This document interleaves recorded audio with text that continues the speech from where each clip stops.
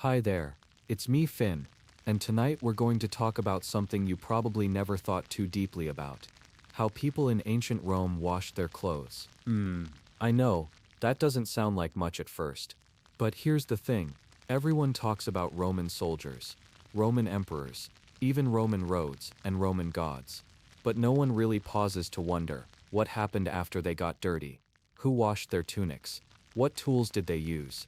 What did they smell like? And did they even care? You might think they had no idea about cleanliness. But you're about to see just how clever, strange, and oddly calming the world of ancient Roman laundry really was. Let's start by subscribing. And now, let's begin. Let's start where most stories of laundry begin, with dirt, dust, sweat. Life in ancient Rome was busy, noisy, full of walking, baking sun, and things we might call very messy. So, clothes got dirty quickly. Tunics turned gray. Togas dragged along the ground. And let's not forget that the Romans didn't have deodorant or washing machines. But still, they wanted to look good. They cared about how they smelled, especially in the cities. In places like Rome, Ostia, or Pompeii, a clean tunic meant something. It meant dignity, freshness, respect. And so, they washed. Now, they didn't do it at home. Not really. In fact, there were special places for it. Ancient Roman laundries. They were called fullonica. Ah, that word, fullonica. Doesn't it already sound like someone gently squeezing wet cloth in their hands? A fullonica was like a small business, sometimes a big one. People called fullonica worked there. They were laundry workers. Some owned the shop, others were slaves or freedmen. But all of them had one job: to clean the clothes of Rome. Not just wash them, clean them, whiten them, soften them, even perfume them. Imagine it. You walk through a Roman street. The stone beneath your sandals is warm. The sun reflects off the walls. The sounds of carts rolling, voices in Latin, birds overhead. And then, you pass a doorway. It smells strange. Not bad. Not quite good either. Kind of sharp, tangy. You peek in. There's a shallow basin, sunken into the floor. Several actually. Big stone basins, square, strong, worn by hands and time. A young boy steps into one. He lifts his feet slowly, stomps down, like he's crushing grapes. But instead of wine, it's clothes. White ones, gray ones, all swirled in pale liquid. What is he stepping in? Well, you won't believe this, but that liquid is urine. Yep. Roman laundries used human urine to clean clothes. And not by accident. Not because they were poor, but because it worked. Urine contains ammonia, a powerful cleaning agent. Even today, ammonia is used in some cleaning products. But the Romans, they knew it naturally. They called it lotium. So, they collected it. There were jars outside public toilets, even jars placed on streets. People would go in them, and the full ones would come and collect. Sometimes they even paid a tax for it. Yes, Emperor Vespasian even introduced a urine tax. It became so known that public toilets were sometimes called Vespasianiana. Imagine that, a whole part of the economy, based on what people left behind. Based on what people left behind. But let's walk back inside the fullonica. You hear the sloshing, feet pressing cloth, someone humming softly in the corner. A pile of tunics drying on a wooden rack. Sunlight coming in from above, soft and warm, catching tiny specks of dust in the air. It's not unpleasant, it's strangely peaceful. The clothes get their first cleaning in urine. Then, they're rinsed, in water, maybe perfumed a little. Then beaten, gently, with paddles, or scrubbed on stones. Sometimes fuller's earth was used, like a fine clay. It absorbed oils, softened cloth. They understood texture. They understood finish. After that came whitening. This was important, especially for togas. Roman citizens wore togas. And the whiter the toga, the better. It showed class, care, freshness. So the full ones used sulfur. They'd hang the clothes on wooden racks, in a sealed room. Then burn sulfur below. The fumes rose. Slowly, the smoke touched the fabric, bleaching it. Not too fast. Not too much. Just enough to make it glow. That room was hot, dry, quiet. Only the rustle of cloth moving in the smoky light. After whitening, came brushing. Clothes were laid over a smooth surface, maybe marble, A stiff brush was used to comb them. Not to clean, but to soften, to finish, to make them feel new. Then, sometimes, oils were added. A drop of perfume, a little scent of rose, or herbs, to make it pleasant, clean and calming. Imagine putting that tunic on, freshly brushed, lightly scented, still warm from the rack. Ah, what a feeling. Even slaves would notice the difference. Even the poorest man in Rome wanted his best tunic ready for the festival day. And if you could afford it, your toga was spotless, white as marble. You stood out. The fullonica gave that feeling, but not everyone was pleased. Some people thought the fullonica were a bit too important, a bit too proud. After all, they handled everyone's clothing. They knew your stains, your smells, your secrets. Some said they even got political power in some towns. But many others respected them. Fullonica had their own guilds, their own statues. In Pompeii, a fullonica owner even built a shrine to honor his trade. His workers had holidays, celebrations, songs. They weren't just cleaners, they were fabric artists. Let's pause and imagine a day at work in the fullonica. You arrive just after dawn. The air is still cool. You open the wooden door. It creaks softly. Inside, it's quiet. You light a small oil lamp. Then you step into the urine basin. Slowly, carefully, tunic bunched in your hands. You begin to tread. 1, 2, 1, 2. The cloth moves beneath your feet. You feel the texture. Time passes. Others join you. The room gets warmer. The sun rises. You share a quiet joke. The brush guy is already setting up. The sulfur room smokes gently. The owner checks his ledger. People come and go. A senator's servant drops off a toga. A market woman picks up her apron. Hours pass. The rhythm continues. No machines. No noise. Just hands. Feet. Stone. Water. Cloth. A process older than memory. It's almost meditative. In the silence of soap and sulfur, there's peace. And when the day ends, you rinse your hands. Dry them on your apron. Maybe sniff the cloth one last time. Clean. Fresh. Done. Tomorrow you'll start again. But what if you were at home? Some people did wash their clothes themselves. The poor ones. The very poor. They didn't have money for the full ones. So they used water from the fountains. Maybe some leftover ash soap. They'd scrub with their hands. Hang things outside their window. But the finish wasn't the same. The smell wasn't as nice. Their neighbors could tell. And still, they did what they could. Because clean clothing meant dignity. And in Rome, dignity was everything. And so, the story of Roman laundry isn't just about getting clean. It's about invention, quiet labor, a deep ancient respect for fabric, and even a strange connection between dignity and urine. The Romans. Always surprising. But we're only just getting started. Because what happened after Laundry Day was also important. Togas had rules. Tunics had styles. Some cloths weren't allowed for certain people. There were laws about purple dye. And some laundry workers got involved in secret messages. Yes, really. But, we'll explore that as we keep going. But we didn't really finish that thought from earlier. What happened after the laundry was done? Because in Rome, clothing wasn't just about comfort or style. It was a message. Let's think back to that soft, brushed tunic, fresh from the fullonica. Maybe the scent of sulfur still lingers in the cloth. Or maybe it's been masked by a little oil of myrrh. You pick it up, slip it over your head, adjust the fabric over your shoulders. Now pause. How you looked mattered, more than most people today realize. Because in ancient Rome, what you wore could decide how people spoke to you, whether they bowed their heads, or whether they walked right past. So tonight, let's drift softly into the world of Roman clothing itself. What it looked like, how it was worn, and why it mattered so much, especially after it came clean from the hands of the fulons. Most people wore tunics, simple, light, usually wool, sometimes linen, short sleeves, falling to the knees. You'd see it everywhere, in marketplaces, in temples, walking down dusty roads, and lounging at home. Men, women, even children wore them. But the real drama was the toga. Now the toga is complicated, more than it seems. It wasn't just a piece of cloth, it was a symbol, and a very picky one. Let me explain. Togas were made from a single, huge piece of wool. Heavy, almost semicircular, about 18 feet long, and 6 feet wide. Yeah, that's a lot of cloth. And you couldn't just toss it on. There was a method, a careful wrapping. It had to drape just right, over the left shoulder, under the right arm, looped again, pinned, adjusted, smooth on one side, folded on the other.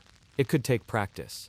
Some people even hired professional dressers, slaves trained in wrapping togas. Imagine waking up in the early morning.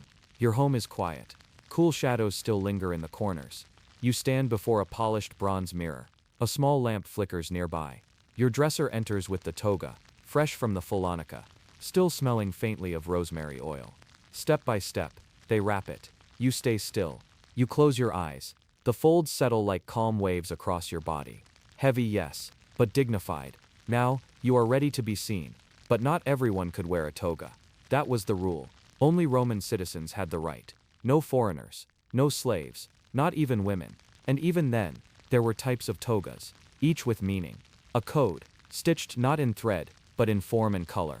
The toga virilis, plain white, for adult male citizens. The toga praetexta, with a purple border, for senators and high-ranking officials.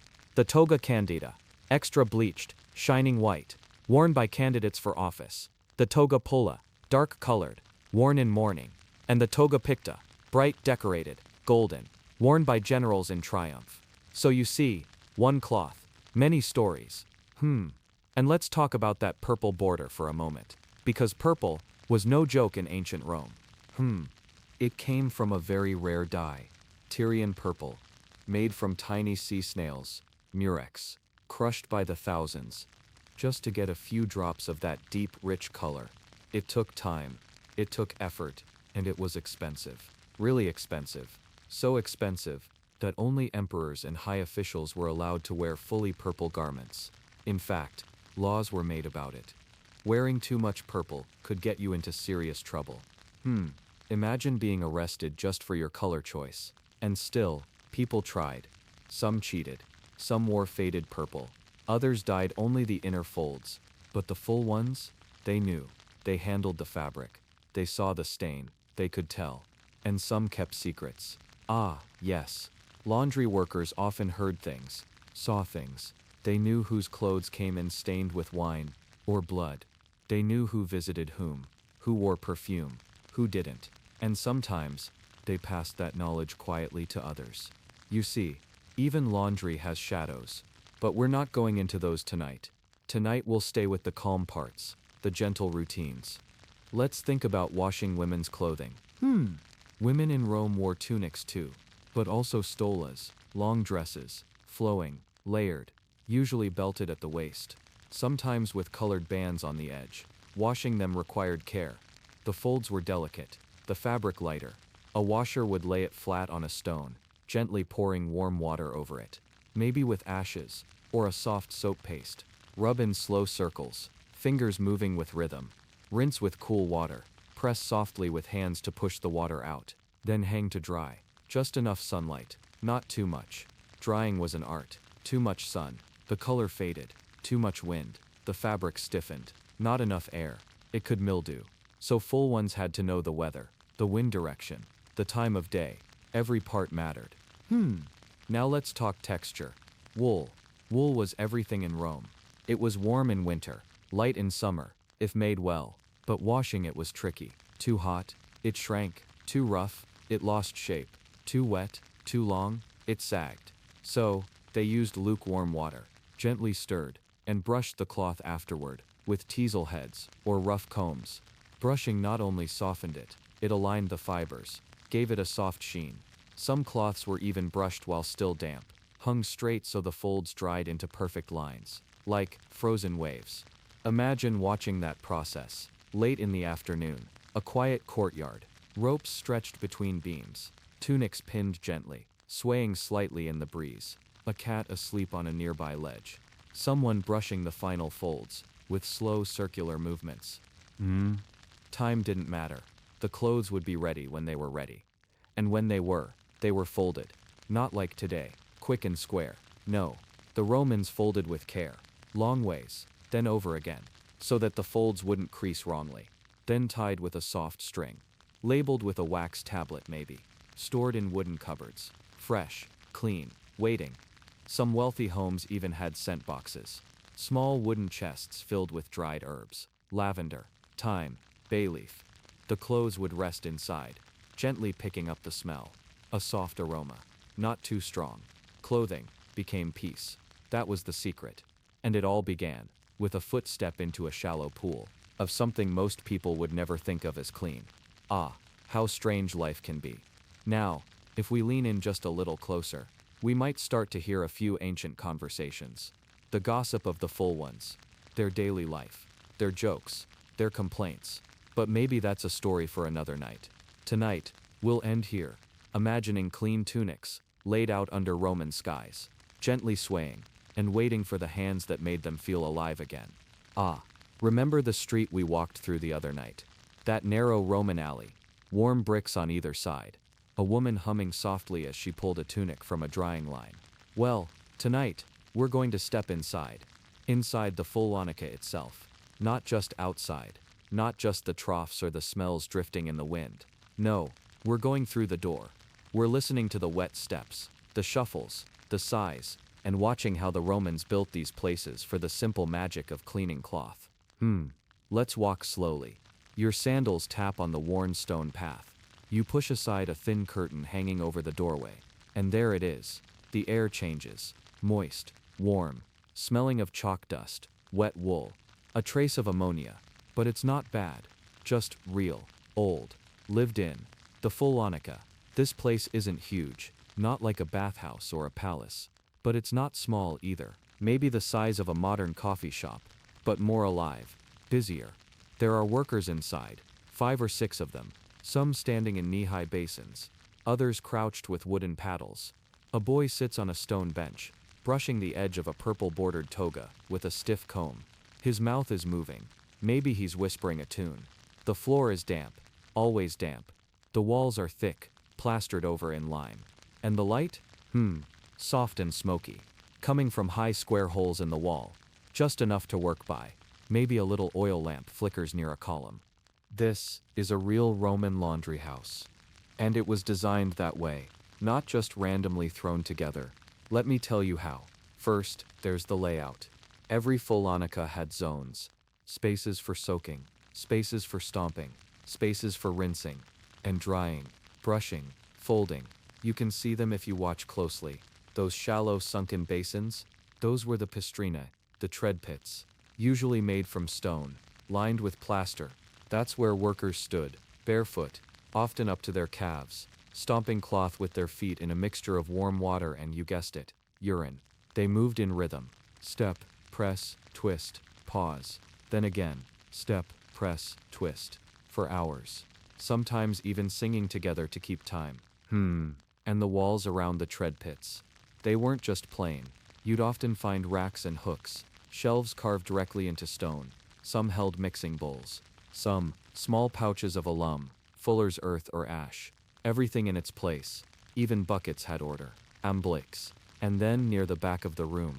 See that? A low table, covered in folded cloth. That's the brushing station. It used to be thought that Roman laundry ended at washing, but no. After soaking, after rinsing, there was brushing, steaming, stretching, and even scenting. In fact, they treated clothing like you'd treat skin at a spa. But before we get too cozy, let's talk about how the Romans built these places. Because laundry wasn't just something they did, it was something they designed for.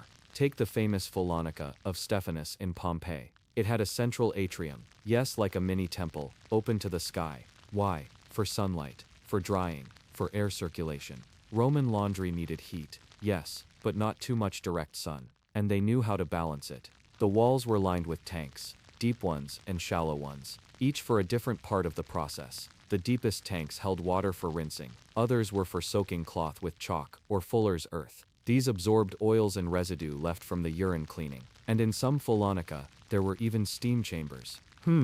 That's right. They'd pour hot water into enclosed spaces, create steam, use it to loosen stubborn stains, or soften fibers, like an ancient dry cleaning room. Imagine that mist curling through the fabric, a worker slowly rotating a tunic from a hook as it swayed like a ghost in the haze. Even the floors mattered. They were sloped, slightly, barely noticeable, but enough that the dirty water would flow away into stone drains. Some fullonica were attached to the city sewer. Others had their own filtration pits. And do you know what's fascinating? They reused water. That's right. Clean water was precious. So the rinsing tank became soaking water. The soaking water, once too dirty, was used for pre-washing floor rags. Nothing was wasted. Even sweat was part of the system. Yes, some workers claimed clothes cleaned best in basins just after another had left, still warm with foot heat. It's strange, but it worked. And oh, the tools. There were no electric machines, no spinning drums, but the Romans had genius. They used paddles made of smooth wood, curved stones with carved edges, bronze combs, wire brushes, sometimes even shells, and ropes. Yes, not just for drying. They used ropes for stretching garments to exact sizes. Imagine a tunic, wet and sagging, hooked at its sleeves, pulled tight to a frame, then tied off, left in the courtyard sun just long enough for it to hold that perfect shape. When it dried, it stayed. Precision in every thread.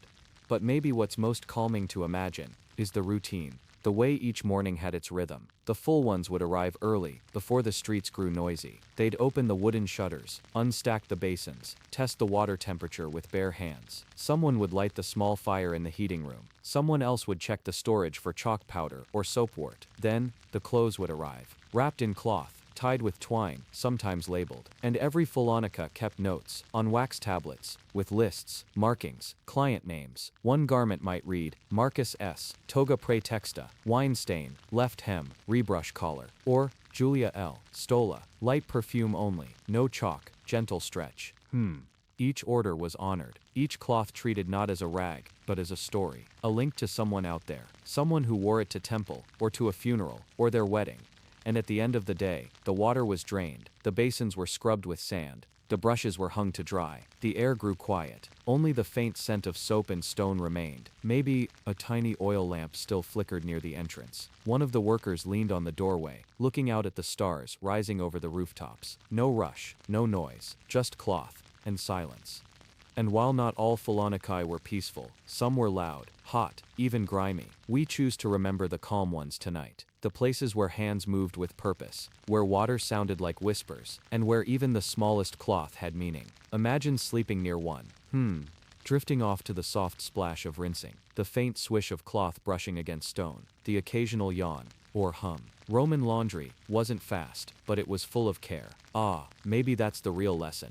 Even in a world full of empire, politics and battles, someone somewhere was washing a tunic for someone else.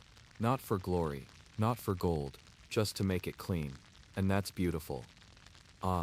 Last time we stepped into a fullonica. You remember it, don't you? The light bouncing off the wet walls. The soft slap of feet in the tread pits. The hush of cloth being wrung out like old seaweed. But have you wondered who were the people behind those footsteps? Those quiet figures moving like shadows through the steam. Who really worked in the fullonica? Not emperors, no, not generals or orators with golden tongues. No. These were the people no one wrote poems about. The fullons. Tonight, we're going to spend time with them. Not the tools, not the basins, but the people, the souls, the tired hands behind the clean togas and scented stolas. Let's begin, gently. Close your eyes. Picture a man named Gaius. He's in his early 40s now. Skin darkened by years of warm water and stone walls. Wrinkles, not from age, but from steam and sun. Gaius was born into the fullonica trade. His father washed linens for a small military garrison outside Naples. His mother, she did the folding, the brushing, the scenting with oils. Lavender, when they could afford it. Sometimes just crushed bay leaves. He grew up with the smells of wet chalk and wool, instead of incense and bread. And now, it's his turn. He wakes before the birds, stretches his arms in the little room above the shop, runs a hand through thinning hair, puts on a tunic that smells faintly of wet lime, wraps a sash around his waist, and walks downstairs. The door creaks open, and the street is still dark. He lights a small clay lamp. The flame dances, casting round shadows over the wall where cloth used to hang like ghosts. He walks through the stone hallway to the rear courtyard, the place where water tanks wait like quiet animals. One by one he checks them, stirs the soaking pit with a wooden pole, lifts a tunic corner to his nose. Smells good. A bit longer. Then, he smiles. It's a good day. Gaius is a full one, but what does that mean really? In Latin the word fullonica comes from fullo, the washer, the presser, the cloth worker. It's an old job. By the time of Augustus, fullanas were everywhere. In big cities, small towns, even distant provinces. And they weren't just men. Women worked too, especially in smaller operations. Young boys, teen girls, whole families, everyone had a task. In some fullonica you'd find a teenage girl brushing hems and combing folds. A boy no older than 12, stirring water with a long pole. An older woman, probably the mother, running her fingers through drying threads, checking the weave, muttering gently to herself. The whole family, washing someone else's clothes. But not shamefully. You see, being a fullana wasn't glamorous, but it wasn't the bottom either. Romans valued clean garments, sharp folds, crisp pleats. You couldn't show up to court or temple looking like you crawled out of the Tiber. So, even if they were often ignored, fullons were essential. In fact, they had a guild. Yes, a proper collegium, like the bakers, the goldsmiths, the builders. In cities like Pompeii, Ostia, and of course Rome itself, fullons had their own association. They held feasts, paid dues, had shared protection. They even honored their own goddess. Minerva. Not just of war and wisdom, but of craft, of knowledge. She was theirs. In some workshops, they painted her on the walls. Minerva standing with helmet and spear, surrounded by baskets of cloth and vats of water, guiding the hands of the washers. And every year, in the middle of spring, the fullons held a festival. It was called Quinquatris. 5 days of games, offerings, prayers, and a little wine too. It was their moment. Their little holiday from water and wool. But day to day, life was not quiet. Let's return to Gaius. By mid-morning, his shop is alive. His wife Lucia brushes folds along a drying rack. She sings softly under her breath. It's not a song you know, just something old, maybe Roman, maybe older. Their daughter Maya is boiling water in a bronze pot. She pours in crushed chalk with a practiced hand. The white smoke curls upward like incense in a temple. And Gaius? He's in the pit.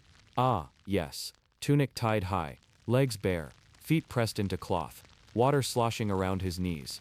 The mixture is warm, not hot, but cozy.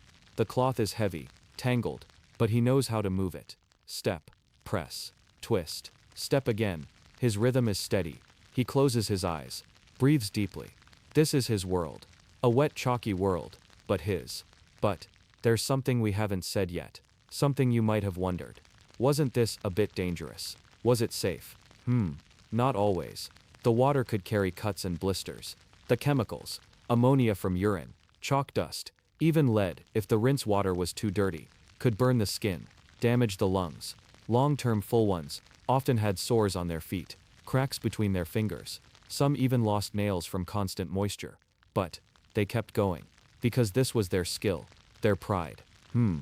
They were trusted with expensive garments, togas that cost more than some people's homes, cloth dyed with purple from Tyrian snails, worth more than gold by the ounce. They handled these with care. Gaius once cleaned a senator's robe, white as moonlight, so smooth it whispered when you touched it. He washed it like it was a newborn child, whispered to it, dried it over 2 days in the sun, and lavender steam. When the senator's servant returned to pick it up, he bowed. No words, just respect. Gaius remembered that for years. You might think, weren't they embarrassed, smelling of urine-soaked clothes? No, they were proud. There was even a saying, sordida vestis, munda fama, dirty cloth, clean reputation. They may have cleaned dirt, but they did it honestly. And quietly, they earned more than you'd guess. Some full ones became wealthy. They owned property, lent money, sponsored buildings. In Pompeii there's graffiti praising a fullonica owner, Stephanus the cleaner, who brings honor to his street. He had his name carved in stone. Imagine that, the laundry man, remembered forever. Makes you think, doesn't it? And after the day ends, the full ones sit near the workshop hearth. The air is quieter now. Maya plays with threads on her fingers. Lucia braids a strip of wool. Gaius leans back, closes his eyes, and just listens to the gentle dripping of water, the settling of cloth, the quiet city outside. He doesn't want fame or riches. He just wants tomorrow's sun to shine on clean garments. Folded, brushed, waiting to be worn. And maybe that's all any of us want. Not the empire. Not statues or marble. Just the feeling of doing something well. Something small, something clean. The full ones of Rome. They didn't write books. They didn't lead armies. But they were there. In every toga. In every pleat. In every fresh scent drifting through the streets of the Forum. Invisible, but essential. And now, maybe tonight, not invisible anymore. You remember the steam, don't you? The soft glow of the torchlight flickering across stone walls. The scent of damp cloth. The faint touch of crushed chalk in the air. We've wandered through the fullonica, felt the warmth of the wash pits, listened to the quiet splash of cloth soaking in the morning stillness. But we've only brushed against the edge of this story. Tonight, let's take a deeper step into something far more human. Who were the people? Not just the place or the process, but the souls who lived among soap and scent and steam. The full ones. Let's drift down into a quieter part of the city. A narrow street lined with shuttered shops. Just past the baker's stall, still warm from the night fire, there's a door that opens not with grandeur, but with habit. Crick, it creaks open, just like it has for years. And there stands a man named Gaius. Not a rich man, not a poor one either. He wears a simple wool tunic, knotted at the waist, and he squints softly into the morning mist. His hands are rough, not from farming or war, but from years of soaking, kneading, pressing, cloth. He is a full one, a washer. This is his world. His fullonica is humble, not grand like the one in Pompeii, with painted frescoes and elegant drains, but it has all it needs. 3 basins for rinsing, a square stone pit for treading, wooden paddles worn smooth with time, and jars of chalk dust, stacked like sleepy sentinels on the shelf. And behind the main room, a little living space, a table, a bedroll, a clay lantern and some leftover bread. This is where he lives. Where he wakes, where he rests, where he works. He's not alone, of course. Not always. He shares the shop with his sister Marcia, a soft-eyed woman who's always humming some tune passed down from their mother, perhaps older than Rome itself. Marcia handles the folding, the pressing, the delicate brushing of pleats with little ivory combs. Sometimes their cousin Titus comes by, a quiet man who brings buckets of fresh urine from the local collection pots. Yes, you heard that right. Urine. It was a vital part of the Roman cleaning process, especially for breaking down the oils and dirt trapped in wool. The Romans didn't find it shameful, not strange, just practical. You see, ammonia, which forms as urine ages, works as a natural cleaner. And the full ones knew it better than anyone. It smells? Yes, strongly? Oh, absolutely. But it works. And that's what mattered. Gaius begins with sorting, not with machines or labels, but with fingers, with smell, with touch. He runs his hands over a tunic belonging to a merchant's son, stiff with oil and sand. A white toga, more ceremonial than practical, stained near the hem. And a stola, a woman's garment, delicate, light, smelling of perfume and street dust. Each item tells a story. He listens, and then, he begins. The garments are soaked in a mixture of water and aged urine, left to sit for a night. Then, they are brought to the treading pit. Ah, the treading pit. Just waist deep, made of stone, worn smooth by generations of feet. He steps in barefoot. The garments lie at his feet, heavy with liquid, and he begins to tread. Not stomping, no, but rhythmically, slowly. One foot, then the other. Press, release, press, release. His movements are like breathing. This is where the real work begins. He treads for an hour, sometimes more, letting the mixture penetrate every thread, working the fabric with nothing but pressure and time. Afterward, comes the rinsing. Marcia helps now.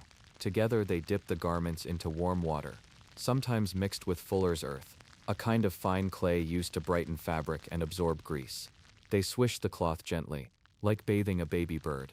No harsh scrubbing, no scraping, just patience. And then, the cloth is lifted, dripping, clean. They lay it over smooth stones, warmed by the sun. Not too long, just enough. Then, folding, brushing. Sometimes a hint of lavender water, if the client paid well. Sometimes nothing more than a gentle hand press. They work all day, quietly. They don't speak much. Just small murmurs, soft hums, the splash of water, the occasional creak of the drying rack. There is something sacred in this silence. It is the language of labor, of dignity, of devotion. Now, you might wonder, how did the Romans see these people? How did society look at a full one? Were they lowly? Not exactly. Not noble, no. Not wealthy, but not disrespected either. Clean clothing was a sign of honor, of order. A man in a fresh toga could speak before a judge, stand in a temple, walk into a banquet with his head high, and someone had to make that possible. Full ones were part of the city's rhythm, its cleanliness, its ritual. They were invisible, but vital. And some, especially those who owned their own workshops, did quite well. They formed guilds, held small festivals, worshipped Minerva as their patroness, goddess of wisdom and skill. On her feast day, they offered cloth, lit candles, sang songs in back alleys, and whispered praises in steam-filled rooms. At night, Gaius returns to the back room. The fullonica is quiet now. No splashing, no folding, just the scent of wet chalk and drying wool. He lights a little lamp, sits beside a basket of folded tunics, and eats a piece of fig bread. Not much, but enough. He leans against the wall, breathes in, his fingers ache, his feet are tender, but there's peace in it. Because tomorrow someone will walk into a forum wearing a clean stola, and they won't know his name, but they'll walk taller, straighter, more proud. And that, for Gaius, is enough. He doesn't dream of palaces or purple robes. He dreams of folds that fall just right, of cloth that feels like moonlight, of steam rising from sunlit basins. He dreams of doing one thing well, and being remembered, if not by name, then by touch. The full ones of Rome weren't celebrated in the forums. Their statues weren't carved in marble, but they were there, washing, folding, rinsing, serving the city in silence. And in that silence, they left behind something gentle, something clean, something real. So next time you imagine ancient Rome, don't just see the senators, the generals, the gods. See Gaius, knee-deep in a stone pit, hands full of wool, heart full of quiet. He's still there, somewhere in the folds. Listen, do you hear the splash? That's him. That's the sound of someone doing something well again, and again and again, for someone else. Can you still smell it? That subtle blend of chalk dust, soft wool, and something sweet, something sharp. Maybe it's lavender, or myrrh, maybe something older. Tonight we follow that scent, that invisible trail. The one that slips between the folds of fabric and hides in clay jars behind fullonica walls. You see, the Romans didn't just wash their clothes, they perfected them. Yes, even without modern science, they created cleaning agents that could lift grease from wool, brighten togas, soften linens, and even perfume the air around the wearer. All without machines. So how did they do it? Let's lean in a little closer. First, let's go back to the fullonica. Picture it again, not just the treading pit, not just the rinsing bowls, but the shelves, the jars, the quiet clutter of a fuller's corner. A soft clinking sound, as ceramic lids are lifted. Ah, that dusty pot contains creta fullonica, a soft pale powder. To you and me, it might look like flour, but to the Romans, it was one of the most important substances in the fuller's toolkit. This was fuller's earth, a natural clay, rich in aluminum silicates, that absorbed grease and oil like magic. If a tunic came in stiff with sweat and soot, creta fullonica would draw the grime out, leaving the fabric clean, and dry, and soft again. But that wasn't all. There were other ingredients, older, stranger. Take natron for example. Sounds ancient, doesn't it? That's because it is. Natron was a naturally occurring mix of sodium carbonate and bicarbonate, kind of like an ancient version of baking soda. It came from dried-up lake beds, especially in Egypt, where the sun would bake the mineral crust into sparkling white crystals. Romans imported it in sacks. Heavy ones. They'd mix it with water, sometimes vinegar, and use it to brighten wool and clean linen. A gentle fizz, a slight tingle on the skin. It helped purify not just cloth, but temples, homes, even the body. White. Then, there was sulfur. Yes, sulfur. Now, don't wrinkle your nose too quickly. The smell might not be pleasant, but the results? Well, sulfur fumes were used to bleach fabrics, to strip away yellowing, to turn off white into something closer to snow. You'd hang your cloth inside a sealed room, perhaps a little stone chamber, or even a covered urn, and burn sulfur nearby. The smoke would rise, soften the cloth, brighten the weave. Not something we'd try today, perhaps, but it worked. But of all these substances, the most curious, the most whispered about, was urine. Aged urine, to be precise. Sometimes collected fresh, often allowed to ferment. You might laugh, or squirm, but to a Roman fuller, it was gold. Urine, after sitting for a few days, breaks down and forms ammonia, a powerful natural cleaner. It lifted oil, softened wool, killed mites. And when combined with Fuller's earth or natron, it could make even a stained tunic look like new. There were even public urinals in ancient cities, stone pots placed in alleys and corners, where passers-by could contribute. Sometimes slaves were sent to collect it. Other times, poor men sold it for coins. It wasn't shameful, it was just useful. And in 1st century Rome, the Emperor Vespasian famously taxed the urine collectors, proving that even waste could become wealth. In fact, the phrase pecunia non olet, money doesn't stink, came from that very law. But Romans didn't stop at just cleaning. They wanted beauty, scent, softness. That's where perfumed oils and herbs came in. Lavender, crushed into oils. Rose petals, steeped in warm water. Sometimes even cinnamon, saffron or myrrh. Expensive, imported and used sparingly. Marcia, remember her? Gaius's sister. She kept a tiny vial of lavender oil tucked behind a shelf. A gift from a kind customer. She would dab it onto the final rinse water. Just a drop, and swirl it gently with her finger. Then dip the cloth, let it rest, and lift it out, scented, delicate. She said it made the folds fall more gracefully. Maybe it did. For starching they had other tricks. They used boiled down roots, like arum lily or wild mallow, to stiffen collars and hems. The mixture was sticky at first, but dried clear and crisp. Perfect for pleats. Perfect for dignity. And don't forget about chalk. Yes, simple chalk. When finely ground and mixed into paste, it was used to brighten the surface of white cloths. Sometimes a fuller would paint it onto a toga with a small stiff brush. Carefully, gently, one stroke at a time. Then hang it in the sunlight, letting the warmth set the brightness. The effect? A garment that almost glowed. White was the color of status in Rome. A clean white toga meant power, respect, even holiness. And someone had to make that white possible. Sometimes it didn't work. Sometimes a fabric was too old, or stained with wine, or blood, or worse. Then, Gaius would frown, stir up a new mixture, add more chalk, more natron, a longer soak, and hope. There was no guarantee, no science to lean on, just trial, error, patience. And still, more often than not, it worked. And when it didn't, he'd start over, not in anger, just in rhythm. Because for him, and for many full ones, the process was part of the piece, like breathing, like kneading dough, like watching mist curl over a bathhouse roof in the early morning. Even their tools reflected that rhythm. Wooden paddles, for stirring. Polished stones for smoothing. Little bronze strainers for filtering mixtures. Some workshops had built-in stone tubs with channels that drained out into alleyways. The dirty water trickling down the streets, quietly returning to the earth. Everything was part of a cycle. Clean, dirty, soaked, scrubbed, brightened, perfumed, folded, over and over, like tides. There were no labels, no exact measurements, no bottles of commercial soap, but there was knowledge, ancient knowledge, passed from fuller to fuller, family to family, from the damp fingers of a grandmother to the dusty apron of a young apprentice, from Gaius to Marcia to whoever came next. They didn't write books, but they left clean cloth behind them, and in that way, their hands still touch us, even now. Some of their recipes survive, scratched onto wax tablets, carved into stone, preserved in ruins. Mixtures of chalk and oil, ash and vinegar, wine lees and goat fat. Even recipes to remove bloodstains from linen, using stale milk and crushed laurel leaves. It sounds strange, but it worked. And so, the next time you imagine a Roman street, crowded, noisy, sunlit, pause, close your eyes, now add a scent. Not incense, not wine, but clean wool, warm water, lavender, and just a hint of chalk. Pause. That's the scent of full ones. The quiet chemists of ancient Rome. The ones who didn't just clean clothes.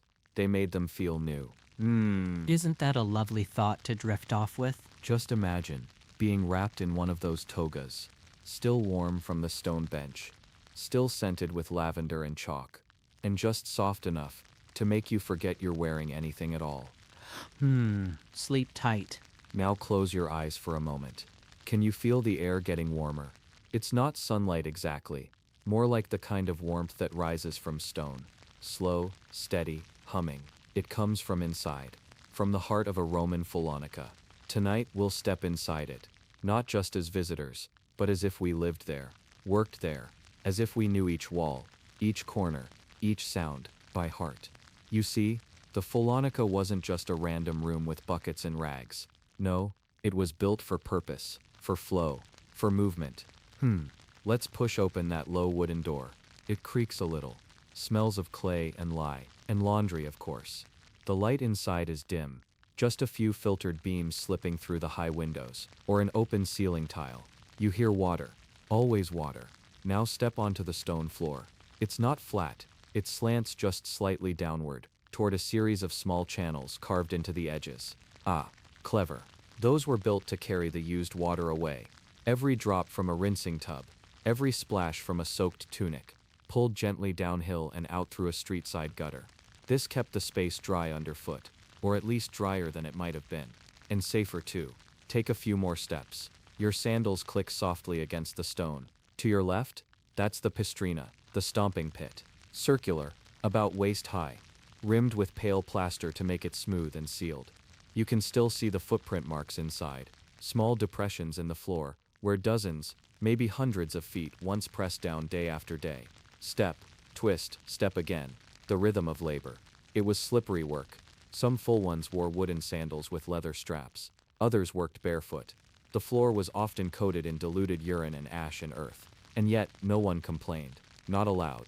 They moved together. A dance of sorts. A heavy, splashy, smelly, but strangely peaceful dance.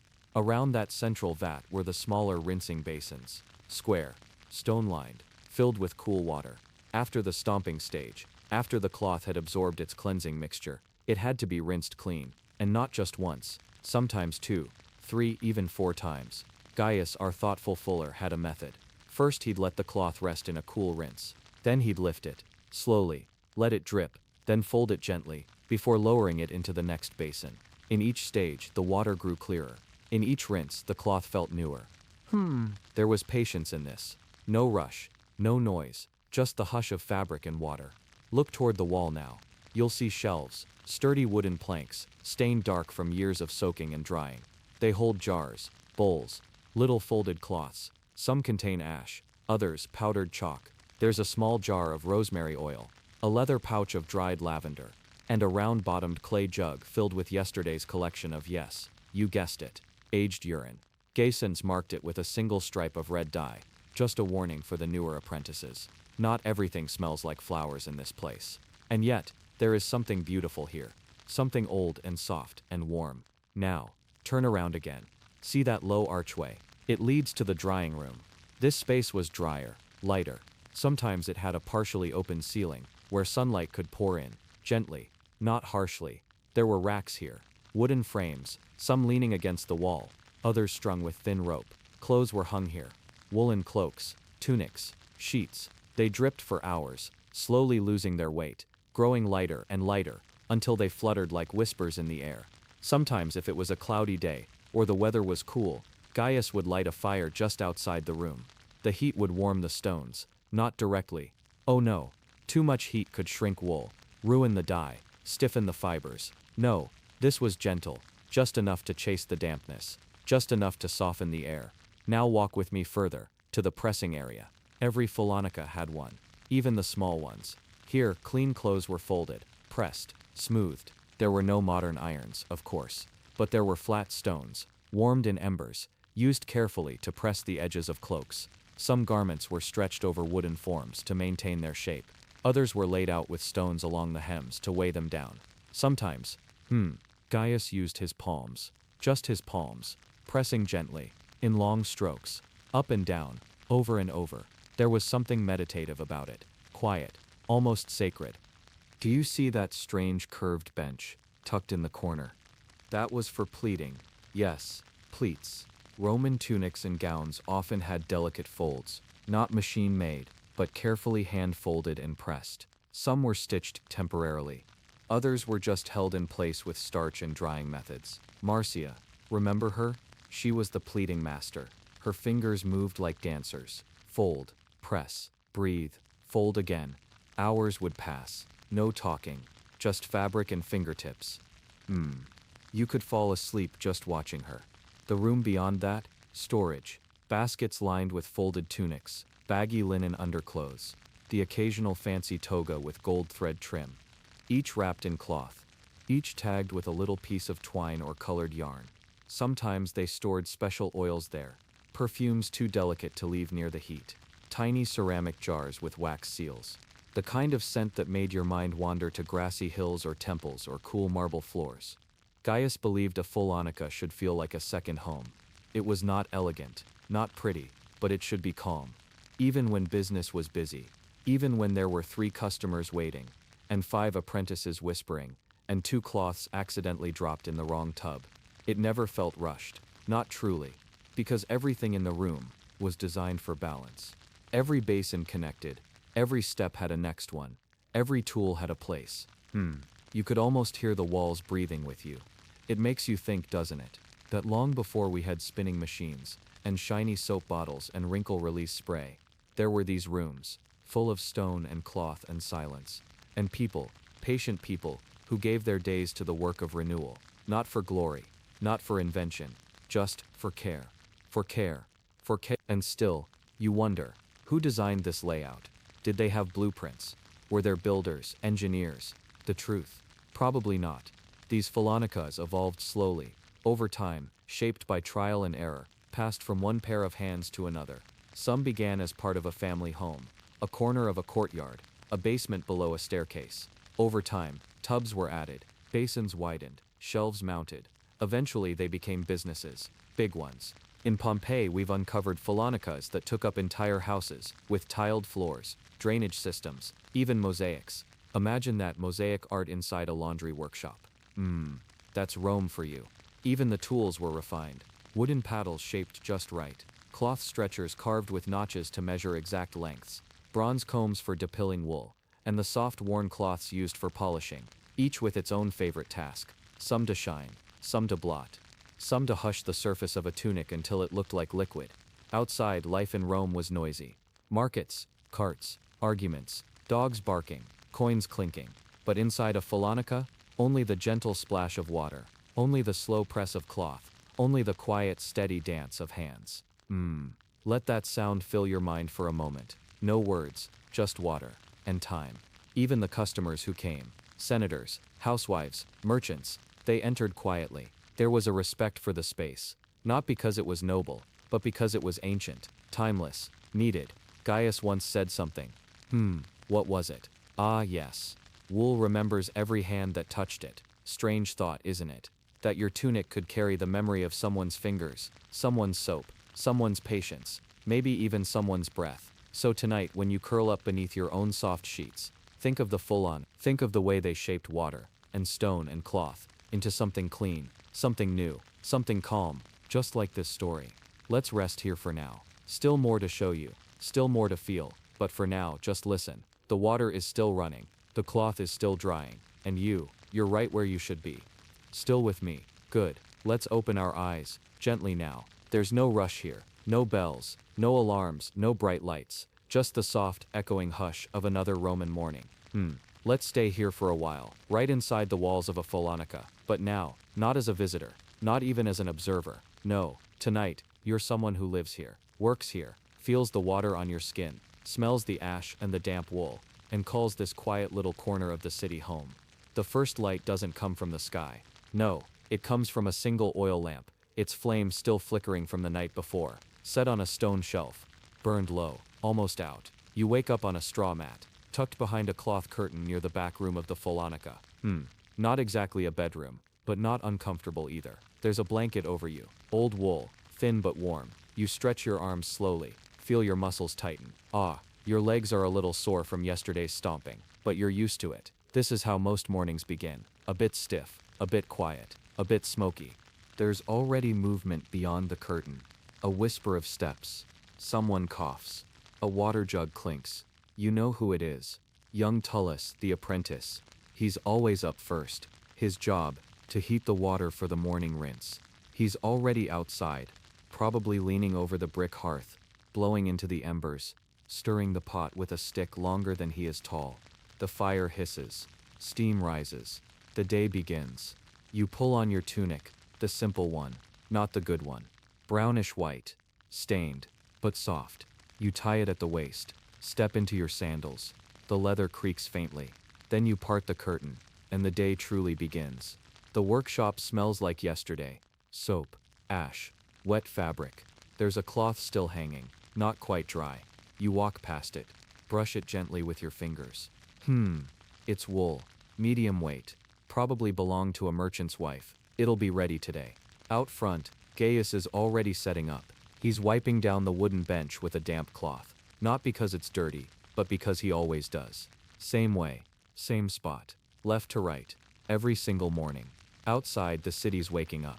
You hear it through the cracks in the door, wheels on stone, a mule's bray, someone yelling about olives, the usual, but in here, it's quieter, even peaceful. There's work to do, but no one rushes. There's no clock, only rhythm. You head to the basin first. You check the water, still cool. Tullis nods at you shyly. He has ash on his nose again. You smile. Breakfast isn't much. A heel of bread, a sip of watered wine. Sometimes a fig, if you're lucky. You eat standing up, near the edge of the drying room, leaning against the warm wall stones. Your body's still waking up, but your hands are already thinking. They remember the work before your mind does. They know the motions. They've done them 1,000 times. They will do them 1,000 more. You begin with the rinses. Yesterday's batch, soaked, scrubbed, ready to be cleaned. You lift the first tunic, heavy with liquid. You wring it gently, not twisting, not forcing. Let it fall into the first basin. Let it float. Push it down with a wooden paddle. Watch the bubbles rise. There's something about it, the way fabric folds underwater, like waves folding back onto themselves. Gaius joins you. He doesn't say anything. He doesn't have to. You both know what needs doing. He takes the second tunic. You take the third. Soon the room is full of soft motion. Cloth rising, falling, water splashing quietly. Later comes the drying. You carry the rinsed garments to the warm room. Hang them, smooth them, one by one. There's no breeze today, so it'll take longer. That's all right. Time moves slow here, even when it's full. The midday bell sounds far off. Someone striking metal against metal in the distance. You pause, stretch your back, wipe your hands, and sit. Lunch is brought in a small basket by Marcia. She always brings too much. Bread, olives, cheese. You eat together, cross-legged on the floor. Tullis talks about a funny customer who asked for rose-scented oil for socks. Everyone laughs. Then it's quiet again. After lunch, you start on the new batch, stomping. You remove your sandals, climb into the vat. The mixture is already there, warm from the sun, dark with last week's layers. You step in. Cool at first, then warm, then neutral. You begin to move, not fast, just enough to turn the cloth. Push it down, step on it, twist, step again. The smell rises, acrid, familiar. You don't flinch, you just breathe through your mouth, and keep moving. Step, step, pause, step, step. Outside, the city is noisy. Inside, it's water and fabric, and the sound of your own heartbeat. Gaius hums a little tune, soft, off-key, but comforting. You hum it too. As the sun lowers, the light slants through the ceiling. It catches the edge of a drying robe. The threads shimmer, just a little. You stop to look, just for a second, then keep moving. By evening, the fullonica is quiet again. No more customers, no more deliveries. Just the last few garments hung, the last paddle rinsed, the last towel folded. You scrub your hands in the cool basin. Rub the dirt from your fingernails. Pat your face with a damp cloth. The day is ending, not with a shout, but with a breath. Marcia lights the lamp. Tullis stretches out on the bench. You sit on your mat again. The walls are warm from the day's sun. The stone feels good on your back. You lean against it and close your eyes. Outside, someone is playing a flute. Or maybe it's just a breeze through a hollow pipe. Hard to tell. Doesn't matter. You're already drifting, half asleep before the moon even shows. Another day finished. Another robe cleaned. Another breath taken. Another evening wrapped in wool and silence. And tomorrow, it will be the same. And that's the beauty of it. Rhythm, hands, water, stone, sleep. Let's stop here for now. Rest in this quiet space. The fire is low. The cloth is clean. And your mind, it's soft now too. Good. Just stay right here. I'll meet you again, just before dawn. Welcome back. Still with me? That's nice. That's very nice. Let's go slowly again tonight. Let's not rush into anything. Let's just sit here for a little while, right where we left off. The walls are still warm. The air still carries the faintest scent of lye and lime, and the lamp above our heads flickers quietly. You're still resting against the stone, aren't you? Good. Tonight, we won't talk so much about the fullers. No stomping, no ringing, no buckets or basins. Instead, let's look at the cloth itself, the garments, the fibers, the folds, the things that pass through those water tubs day after day, decade after decade. Because you see, before the scrubbing, before the cleaning, before even the staining, there were clothes. And in Rome, clothing wasn't just clothing. No, it was a language, a message, a system, a secret code wrapped in linen and wool. And tonight, we're going to unfold it. Gently now. One hem at a time. Let's start with something simple. A tunic. Just a tunic. Now, not every Roman wore a toga, you know? In fact, most didn't. Most Romans, men and women alike, wore tunics. Simple garments, shaped like a rectangle, with a hole for the head, often undyed, sometimes pale brown, or a warm off-white, made from wool, soft in winter, loose in summer. But here's something curious. A tunic could be plain, or it could be decorated. And those decorations, they told a story. Some tunics had thin purple stripes along the edge, called a clavis, and that meant something. It meant the wearer had a job, or a rank, or a connection. Others had broad stripes, latus clavis, worn by senators. Now why does this matter to our sleepy little tale? Because purple dye was expensive, very expensive. It came from tiny sea snails, crushed, boiled, strained, and once it touched the cloth, it sank in deeply. It wouldn't come out easily, not even with lye, not even with hours of scrubbing, which meant that the fullers had to know which garments to treat delicately. They had to remember who wore what, and how not to wash the senator's robe the same way they'd wash a soldier's cloak. Speaking of cloaks, let's take one off the hook, shall we? There we go. This one's a panula, a heavy woolen cloak, the kind worn in the rain, or on long walks. Can you feel the weight of it? Rougher than a tunic, more tightly woven, sometimes dyed dark red, or even black. And when it came to washing one of these, that was a challenge. They had to soak it slowly, let it sit, let it soften, because if they scrubbed it too hard, the wool would shrink. Or worse, felt. You see, felted wool doesn't breathe. It traps heat. And Roman cloaks weren't meant to suffocate. They were meant to protect. Now let's imagine someone a bit richer. A merchant perhaps, or a wealthy widow. She might wear a stola, long, draping, beautiful, layered over a tunic, held at the shoulders with fibules, those elegant little brooches. Her fabric, not wool, not always, sometimes, linen, imported, soft, light, cool to the touch, or even silk. Rare, yes, but not impossible. And silk, that was even trickier for the fullers, because if they got the temperature wrong, or the ash too thick, it could stain permanently, or tear, so the fullers developed a feel for it. They touched the threads between their fingers, they sniffed the cloth, and sometimes they'd whisper to it.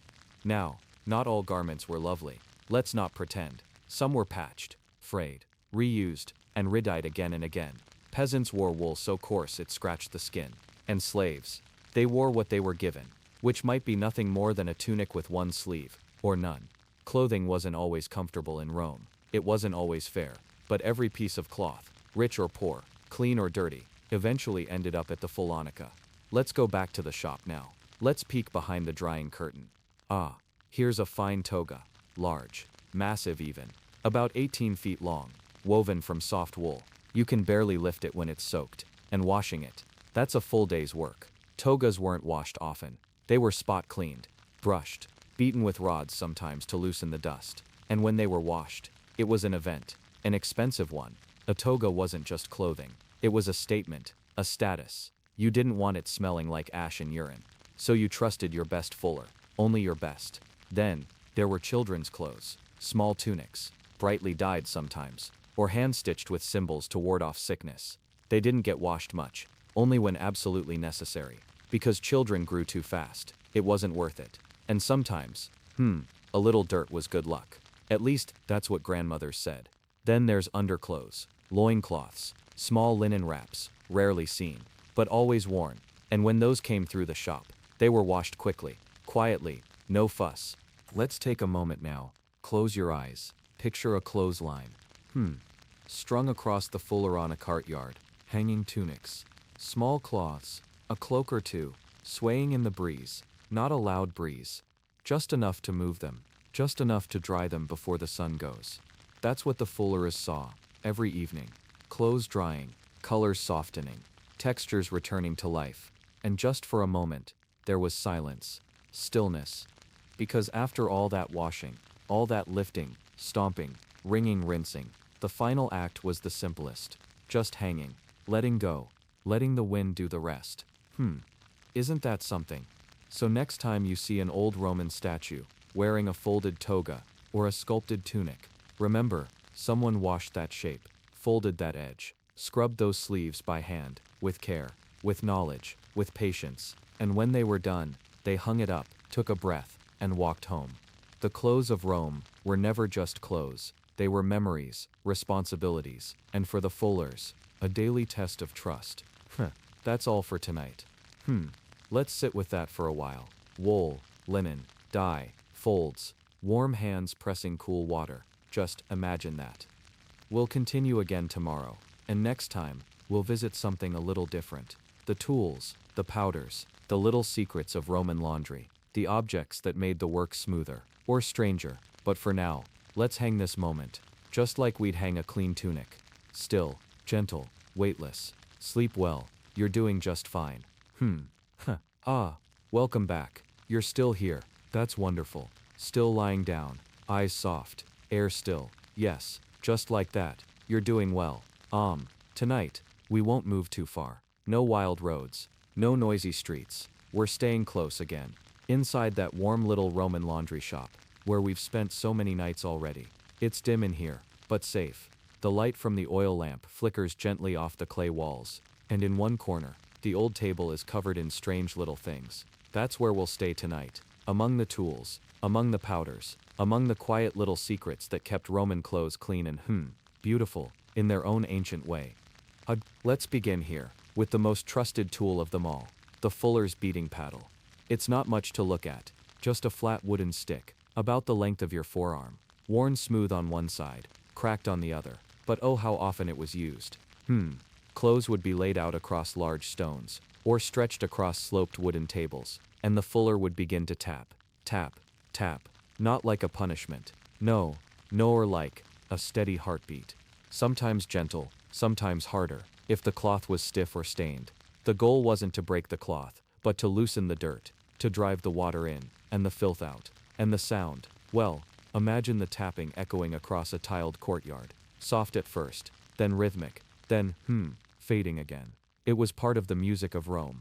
Next we turned to a curious little object, a round stone, small, smooth, warm from the day's sun.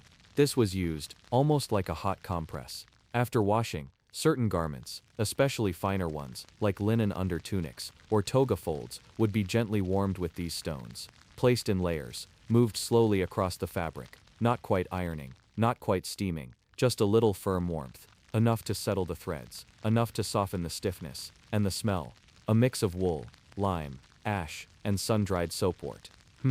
The fullers knew this scent. They carried it home on their sleeves. Now let's look at the powders. Ah yes, laid out in tiny bowls, some ceramic, some just bits of carved wood. Each had its own little trick. This one, that's fuller's earth, a soft pale clay, powdery when dry, sticky when wet. It pulls oils out of cloth, like a sponge pulls water. Fuller's earth was rubbed into tunics, especially under the arms, at the waist, along the collar, all the places where sweat and oil would gather. A fuller would press it in gently, let it sit in the sun. And hours later, the clay would lift away, carrying the stain with it. No scrubbing, no tearing, just time. They understood patience, didn't they? Next to it, a small wooden scoop, and inside, white ashes, carefully collected from cooking fires, filtered through cloth to remove the sharp bits. These ashes weren't dirty. They were cleansing. When mixed with water, they made a kind of soft alkaline bath. The Romans called this mixture lye. It's sharp on the skin, if you're not careful. But the fullers were experts. They knew how long to soak a cloak, how often to stir the basin, how to rinse away the harshness with vinegar if needed. Yes, vinegar. We'll come back to that soon. There's another odd little tool. A brush, made from reeds, hand-tied, bent at the top. It was used like a gentle rake, to tease out the folds of long garments, to comb the wool, to smooth the fringe. The bristles were soft, but firm enough to dislodge dry dirt. If you stood near a fullonica, and watched through the doorway, you might see a fuller seated on a low stool, carefully combing out a senator's toga, stroke by stroke, sometimes humming, sometimes silent, but always focused, always careful. Now look closely at the corner near the drying wall. There's a bowl there, filled with something dark. That's urina. Yes, we've talked about it before. Human urine. It sounds strange, but for the Romans it was a valuable cleaner, rich in ammonia, strong, effective, collected daily from the public jars on street corners. mixed with water, used to soften the grease in tunics worn by laborers, soldiers, even cooks. But here's something softer to remember. The fullers didn't just toss garments into the solution. No, they used their feet. They stepped into large basins, and they tread, slowly, rhythmically, in silence, often. It wasn't unlike kneading dough. Their toes would press the fabric against stone. Their heels would turn the folds over and over, until the cloth surrendered its filth. Then, rinsed clean again. Let's find something prettier. Here, see this? A small flask, glass, with a narrow spout. Inside, oil of laurel. Not for cleaning, no, for finishing, for scent. A few drops added to the final rinse, or dabbed into the folds of fine garments. The scent was soft, herbal, comforting, a bit of luxury, even for a city as bustling as Rome. Sometimes, little pieces of chalk were used. Yes, for white togas, to brighten the color, to powder the surface, to give that clean, crisp look that marked someone important. The fullers would gently pat it across the cloth, sometimes with bare fingers, sometimes using soft cloth bundles, not too much, just enough to catch the sun. There were knives too, small, thin, used to cut away threads, to trim the edges of worn tunics, to reshape a hem, because washing wasn't always enough. Sometimes, a garment had to be repaired to feel truly clean again. Clean isn't just about dirt, is it? Sometimes, about making something feel new, even if it isn't. Now, let's turn our gaze to a curious old tool, a little stone wheel, carved with small holes, used by some fullers to spin thread back into place, to pull loose wool fibers from a soaking cloak, twist them, and tuck them neatly back into the seam. Not everyone did this, but the best shops, they did, because they knew that cleanliness was only part of the craft. The other part, pride, care, love. There was also the drying frame, a wooden stand, not just a rope or a line, but a structure, like a quiet skeleton standing in the courtyard. Garments could be clipped to it, stretched carefully, so they dried without wrinkling. Some shops had many of these, and a fuller would move from one to the next, smoothing sleeves, tucking hems, checking shadows to know when something was dry. Imagine the rustle of linen in the breeze, the flap of tunics as they breathe again. Now look near the door, there's a basket, woven tightly, darkened by time. Inside, garments ready for folding, still warm from the sun, still holding a bit of the day's scent. The fullers would gather there in the late afternoon, sit on low stools, and fold, one layer, then the next, always even, always slow. Sometimes they whispered stories as they worked, tales of the city, of strange stains, of beautiful robes, of a toga so big it needed 4 fullers just to wring it dry. And sometimes, they'd say nothing at all, just the sound of cloth, and breath, and the turning of the sun. So tonight, as we sit among these tools, these soft stones and fragrant flasks, these powders and paddles and chalks, let's remember something. The fullers didn't just clean, they restored, they renewed, they returned something lost, a scent, a shape, a feeling. Even when no one noticed, they noticed. Even when the garment was old, they treated it like treasure.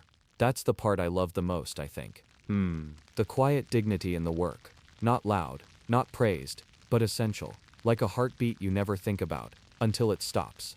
The tools of Rome were simple, but the hands that used them? Those hands knew magic. Let's sit with that tonight.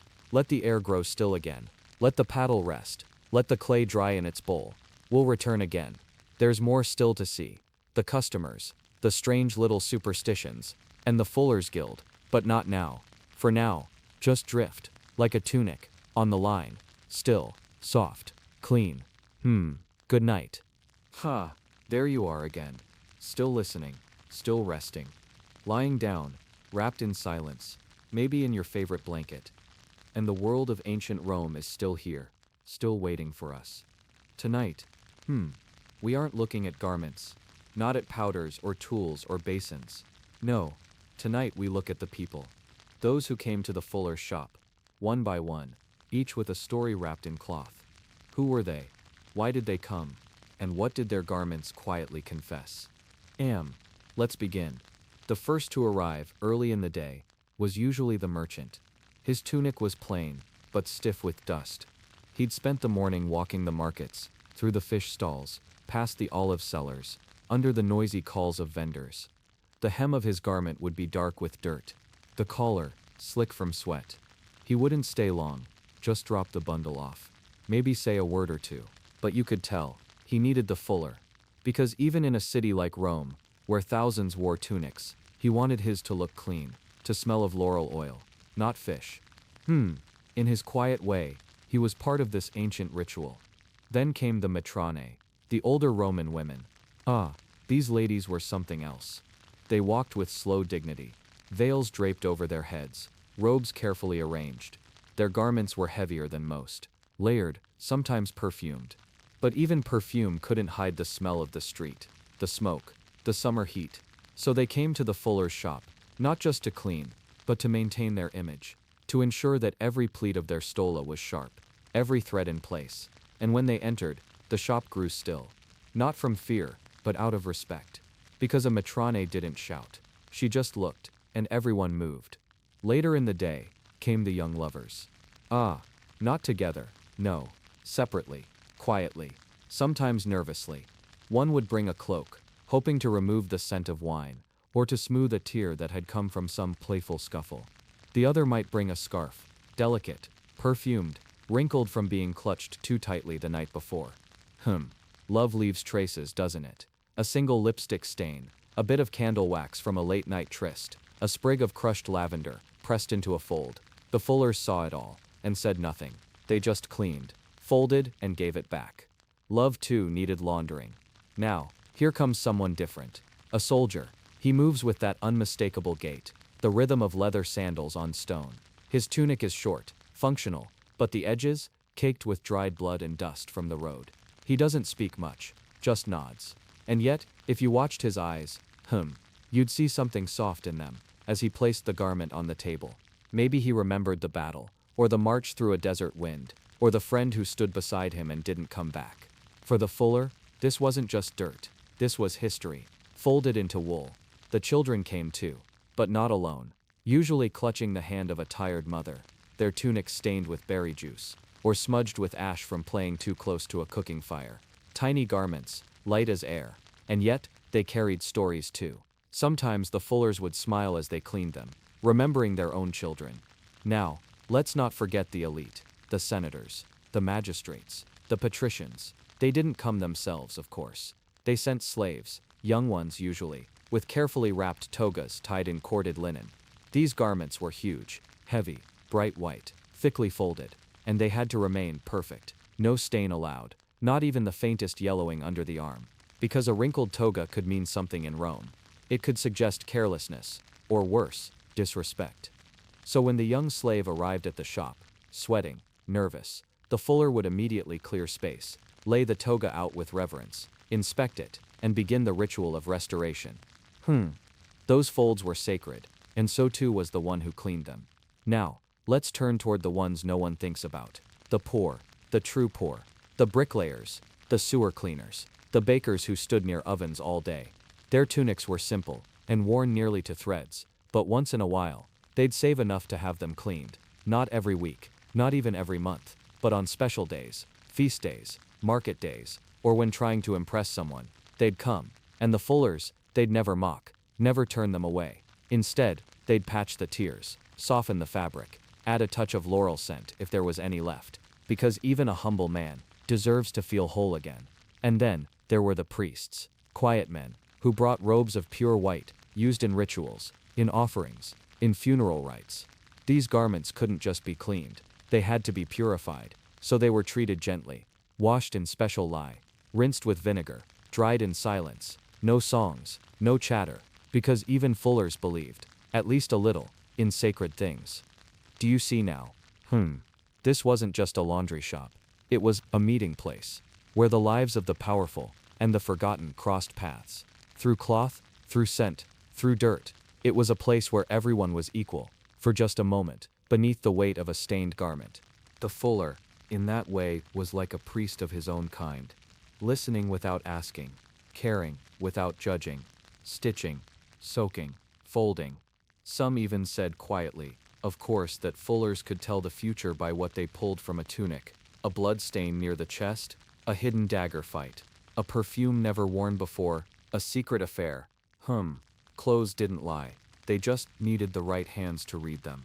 Sometimes, a customer would bring a garment and stay, sit on the low bench near the wall, and talk about a son who left for war, or a neighbor who owed them bread, or the time they spilled wine at a feast and everyone laughed, and the fuller would nod, listen, keep scrubbing, and when the garment came back clean, the person often felt lighter too, not just because of soap, but because someone had listened. Even in a city of 1 million people, sometimes it was the quietest corners that held the most warmth. Now, let your mind drift for a moment. Imagine you're standing just outside the fullonica, watching people come and go, old men, young women, children chasing each other with ribbons of linen in hand, and above it all the flutter of garments on the line. Clean, simple, honest, that's the heartbeat of this place, not loud, but steady. Tonight, you're one of them. You brought something heavy with you, a thought, a memory, a feeling, and slowly, gently we're soaking it, scrubbing it, letting it air out, not to forget, but to soften the weight. That's what the Fullers did. That's what we're doing now. Tomorrow we'll learn about their guild, their rituals, their strange little customs. But tonight, just let the people of Rome pass by. Watch the candle flicker near the drying frame, and if a soft breeze passes through the door, let it take something old with it. Let yourself breathe, let yourself soften, let yourself drift. Good night. Wallite. You're still here, still wrapped in quiet, still drifting in the folds of Rome's forgotten corners. Tonight, we walk deeper, not into the wash basins, not into the alleyways, or piles of soiled tunics, but into something older, something hidden.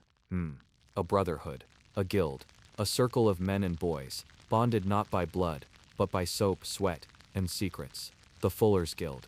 Now, Rome was a place of many guilds.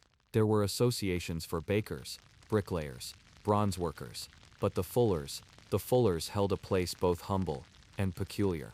You see, washing clothes was considered lowly, dirty, and yet, every senator needed them, every priest, every bride, every mourning mother. So these Fullers, though not noble, had something powerful, dependence, and that's where the guild came in. It wasn't just a club. No, it was a life raft, a way to protect each other, to share tools, to pass on knowledge, but more than that, it was a way to survive in a city that often forgot the hands that kept its linens white. Their meeting place, stone benches, a basin of clean water in the middle, not for washing, but for symbol, because water, after all, was their beginning. And when they gathered, it wasn't loud, there were no speeches, just quiet rituals, hands clasped, eyes lowered, sometimes a song, low, gravelly, half-whispered, like the sound of water flowing in the dark. New members were initiated, not through violence, but through soap. Yes, they were given an apron, hand-stitched by another Fuller, dampened, not dried. It symbolized that their work had just begun, and would never truly end. A loop, a cycle, cloth to dirt to cloth again. There were rules too. Gentle ones. Never undercut another Fuller. Never speak of a client's stain, no matter how strange. And always, return the garment better than it arrived. Not just clean, but lighter, kinder, renewed. It wasn't about perfection, it was about care. Some say the guild kept a book, not of laws, but of recipes, not food, no, but soap, yes, scribbled on worn parchment, were mixtures passed down over generations. Goat tallow and lye for heavy linen, crushed laurel leaf for noble robes, pigeon droppings for oil stains, mixed with a splash of seawater and a whispered prayer. Oh yes, they believed in ritual too. Strange ones. Before the first wash of the day, the oldest Fuller would tap the edge of the basin 3 times. Once for the cloth, once for the water, and once for the client's unseen burden. Some thought it silly, but for the Fullers it was serious, because they weren't just cleaning fabric, they were cleaning lives, and every year, they celebrated a day few others noticed, the festival of Minerva. Now, most people remembered Minerva as the goddess of wisdom and war, but to the Fullers, she was something else. She was the goddess of clever hands, the one who made the cloth, who sharpened the needle, who whispered the secrets of softening wool into the ears of the ancients. On that day, Fullers didn't work. They lit oil lamps in the corners of their shops, washed their aprons in scented water, and left folded tunics outside as offerings.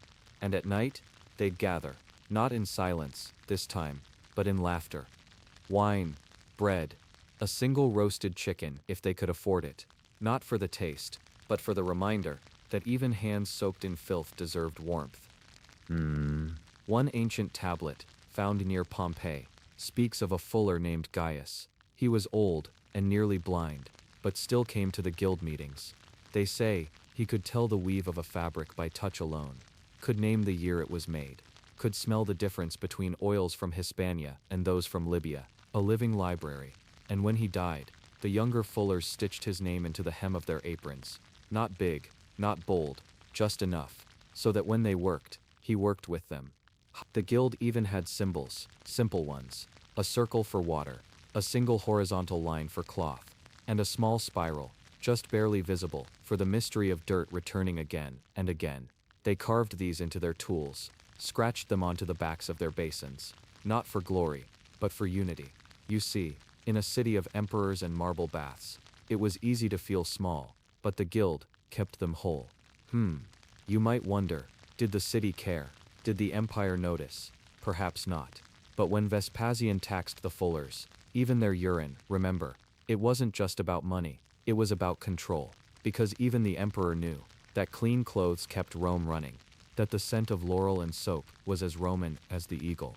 And the fullers, they kept that alive, quietly, always quietly.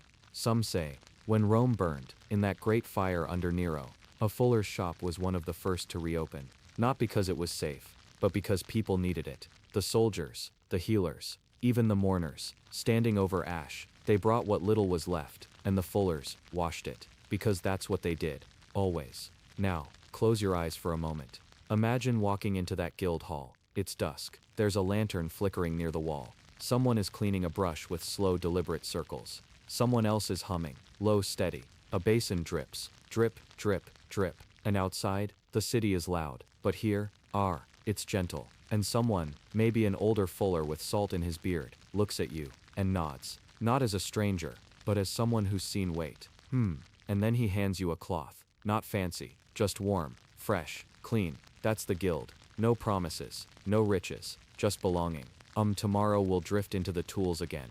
To their brushes, their stone scrapers, the odd things they invented when the empire forgot them. But tonight, let's sit here, in the guild hall, where water still shimmers, and cloths still whisper. Let your breath slow, let your limbs soften, let the quiet return. Because in Rome, even the soapiest corners had stories. And tonight, we've heard one. Sleep well, gently floating through the warm vapors of Roman water and cloth. Last night, we sat inside the guild, where fullers became more than workers. Tonight, we step closer, not to the people, but to their tools, because a fuller's hands were only half the story. The other half lay in the bristles, stones, paddles, and powders, each with a sound, a shape, a purpose. So, let's kneel beside an old wooden bench, dusty, soaked with years of use, and open the little tool chest of a Roman fuller. First, the scrubbing brush.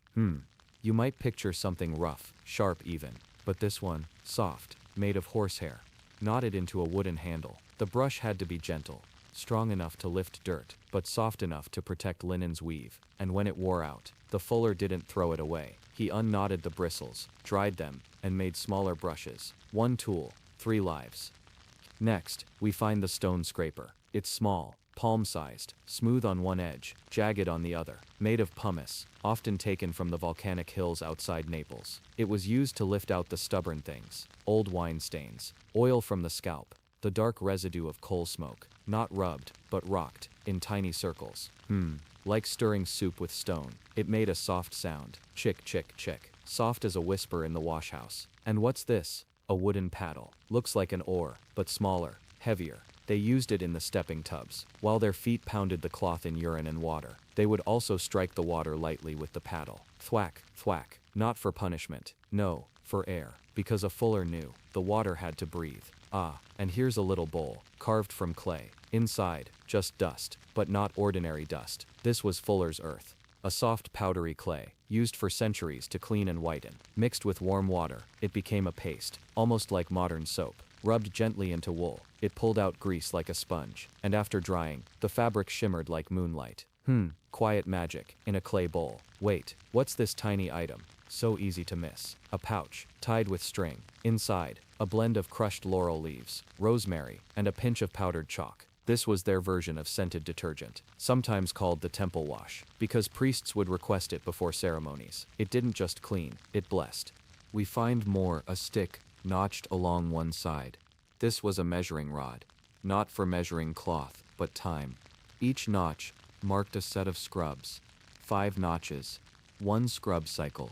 Some fullers chanted soft rhythms as they counted. 1 for the soil, 2 for the stain, 3 for the gods, 4 for the grain, 5 for the thread. And then, there's the pressing stone. Ah, now this one is special. About the size of a head, flat, and perfectly smooth. Used to press tunics and cloaks after drying. They would wrap the cloth around it, lay it beneath the sun, and wait. Gravity did the work. No irons, no flames, just weight and patience. Beside the pressing stone, we find the drying rope, but not like today's plastic clotheslines. No, this one was made of twisted goat hair, strung tight between 2 posts, then coated with wax to keep it from absorbing the wet. Sometimes a fuller would rub lavender along it, not to scent the rope, but so that as wet tunics dried over it, they would carry the barest hint of calm. Look closer. We find hooks, iron, bent by hand. These were nailed into the stone walls of their shops. Each hook held garments after washing, but more than that, each hook had a name scratched above it. Not the client's name, but a nickname. The runner, the widow's son, old ink, the spinner's friend. Because to a fuller, a tunic wasn't just cloth. It carried a person's rhythm, their scent, their story, and the fuller remembered. And here's something unusual. A bronze whistle. What was it doing in a fuller's kit? Some say it was to call apprentices. Others say it was for safety. If a cloth caught or tangled around the legs during tub stomping, the whistle would pierce through the noise. A single blow, sharp and short, and all movement would stop, like the stillness before rain. Now, there's something missing, something sacred. The urine jugs. I know. Strange. But we can't skip it. Large clay pots, sometimes taller than a man's thigh. They were heavy, warm to the touch in summer. Each day, collected from Roman streets, public latrines, homes, carried by mule, or boy, or beggar. The fullers didn't flinch. They poured it carefully into the soaking tubs. And when it frothed, they knew it was strong. It was their bleach, their degreaser, their secret. Some tools were even more personal. A ring worn on the pinky, not gold, not gemmed, but iron, shaped like a spiral. It marked a master fuller. Not flashy, but it clinked gently against the basin, a subtle reminder of years in water. And then there were tools that weren't tools at all. Just a piece of chalk, used to write on the stone floor. Which tunic belonged to which client, which had been washed, which still needed drying under the sun, and which would be returned with a smile and a quiet nod. The tools whispered. They didn't shout, they didn't dazzle, but in their silence, they told stories of mornings that started before dawn, of apprentices cutting their palms on rough stone, of fullers learning, from stain to stain, fiber to fiber, how to read cloth like scripture, because every fabric carried something invisible, a memory, a mistake, a moment, and the fuller's job wasn't just to erase, it was to respect the story, and gently lift what didn't belong. So tonight, we rest our hands beside those tools, smell the faint soap on the brush bristles, feel the smooth edge of the pressing stone, run our fingers along the waxed rope, and close our eyes. Outside the city still rushes, but here, among bowls, stones, brushes, time slows. Let it wash over you, like warm water on linen. Let it fill the room, softly, until the only thing left is quiet. The water's settled now. No more scrubbing, no more stomping, just quiet. The tubs are still, the brushes hang to dry, and the air is thick with the scent of damp cloth and faint lavender. We step softly now, out of the washhouse, through the narrow door, and into the fuller's drying yard. You feel that? The sun. It's not hot, not harsh, just warm, sleepy, like a soft cloth placed on the shoulder.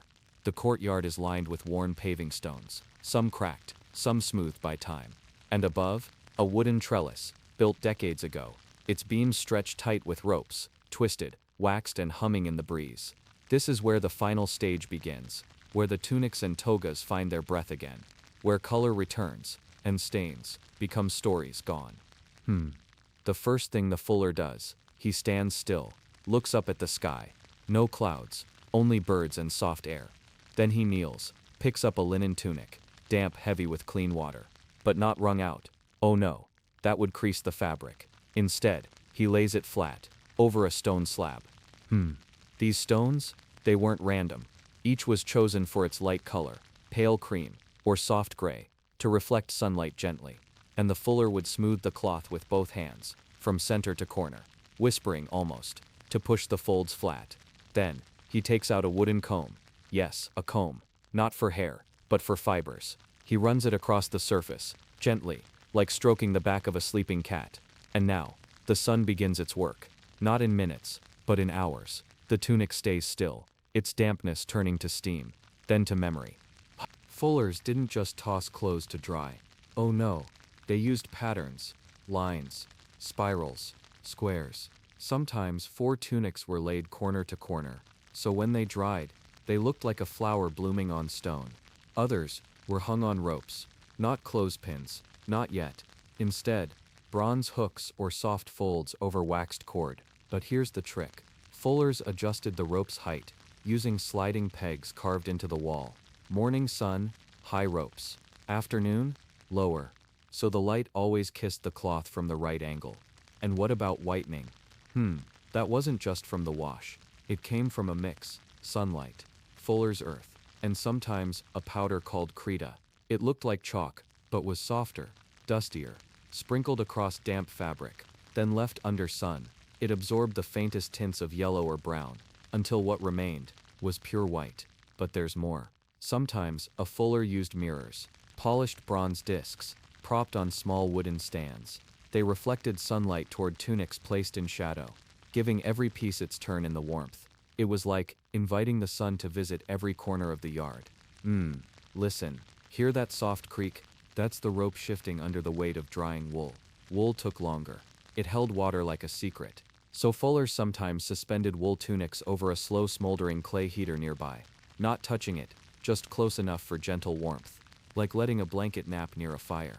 Some shops, especially wealthier ones, built wooden drying frames, shaped like ladders. Clothes would be stitched gently along the side, pinned with bone needles. This kept the shape from shrinking, because if a client's toga came back too tight. Oh, and what about colors? Well, Romans loved white, yes, but they also loved deep blue, soft purple, sandy ochre. These had to be protected in the sun. So fullers covered dyed cloth with thin linen veils, letting it breathe but not bleach. Sometimes they hung a plant nearby, like rosemary or bay, not just for scent, but because flies stayed away. And quiet, undisturbed cloth dries best. But drying wasn't just physical, it was spiritual, even. Some fullers said that bad dreams stayed in dirty clothes, that by laying them in sunlight, you drove the dreams out, let them wander into the sky, and fade. Children of fullers would sit nearby, chasing shadows. Apprentices would whisper stories of tunics that once belonged to soldiers, to lovers, to poets. They believed the wind carried the last words of the wearer. And sometimes, if you closed your eyes, you could hear them again. Let's walk to the corner now, where the oldest part of the yard lies. A faded mosaic, showing 3 robes, hung in a triangle. Above them, Latin words, lux lavabit, tempus custodit, the light will wash, time will keep. The fuller kneels here every afternoon, places a small stone before the mosaic, a sign of thanks, not to gods, but to routine, to the steady return of daylight, to the patience of cloth, to the silent art of drying. Some say that cloth dried this way, slow, soft, sacred, felt warmer when worn, more familiar, as though the sun had whispered into its threads. Now the sun begins to dip. Shadows stretch across the stones. The tunics are light now, dry, folded with care. Not stiff, not brittle, just clean, calm and waiting. The fuller smiles, closes his eyes, and breathes in the scent, sun, soap, fabric, quiet. He carries the clothes inside, one by one, no rush. Each garment, a memory returned. Each fold, a final touch. And now, as the sky darkens, and the courtyard sleeps, you lie back too, wrapped in this story, like linen in twilight. Let the day dry away. Let every thought soften. Let the light hold you, just like the fullers did. Long ago, in the still air of ancient Rome. Sleep well. So soft now, isn't it? Everything is dry. The water has left, but it's not forgotten. It clings in scent, in memory, woven into the cloth like whispers. We're back inside now. Not the tub room, not the scrubbing floor, but the finishing chamber. Ah, it's cooler here, shaded, quiet, like a whisper after a song. The freshly dried garments wait, folded gently, in a neat pile, still warm from the sun, still sighing from the breeze. But we're not done yet. In ancient Rome, laundry wasn't just clean, it had to be presentable, respectable. Even a little luxurious. So now comes the art of finishing. Let's start with the perfumes. Not perfume like you know today. No bottles, no sprays, but oils, balms, and bundles of scented herbs, tucked into linen pouches. The fuller opens a small wooden box. Inside, little cloth satchels filled with dried rosemary, crushed myrtle leaves, hints of iris root, and a few drops of spikenard oil. The scent is earthy, not strong, just enough to feel like a memory. One tunic at a time. The fuller unfolds it, brushes it softly with his hand, and then places a tiny pouch of herbs between the folds. Not sewn in, just resting. When the wearer opens the garment later, the scent rises gently, like a voice saying, "I've been cared for." Now comes smoothing. No irons, just skill. The fuller uses a polishing stone, smooth, flat, and made of river-worn marble. He glides it over the fabric's surface. Slow strokes, back and forth, not pressing, just guiding the threads. This technique, it's called calafcation by some. The gentle heating of cloth by friction. Others just called it finishing. It gives the fabric a sheen, not shiny, but glowing, soft, loved. Next, the folding.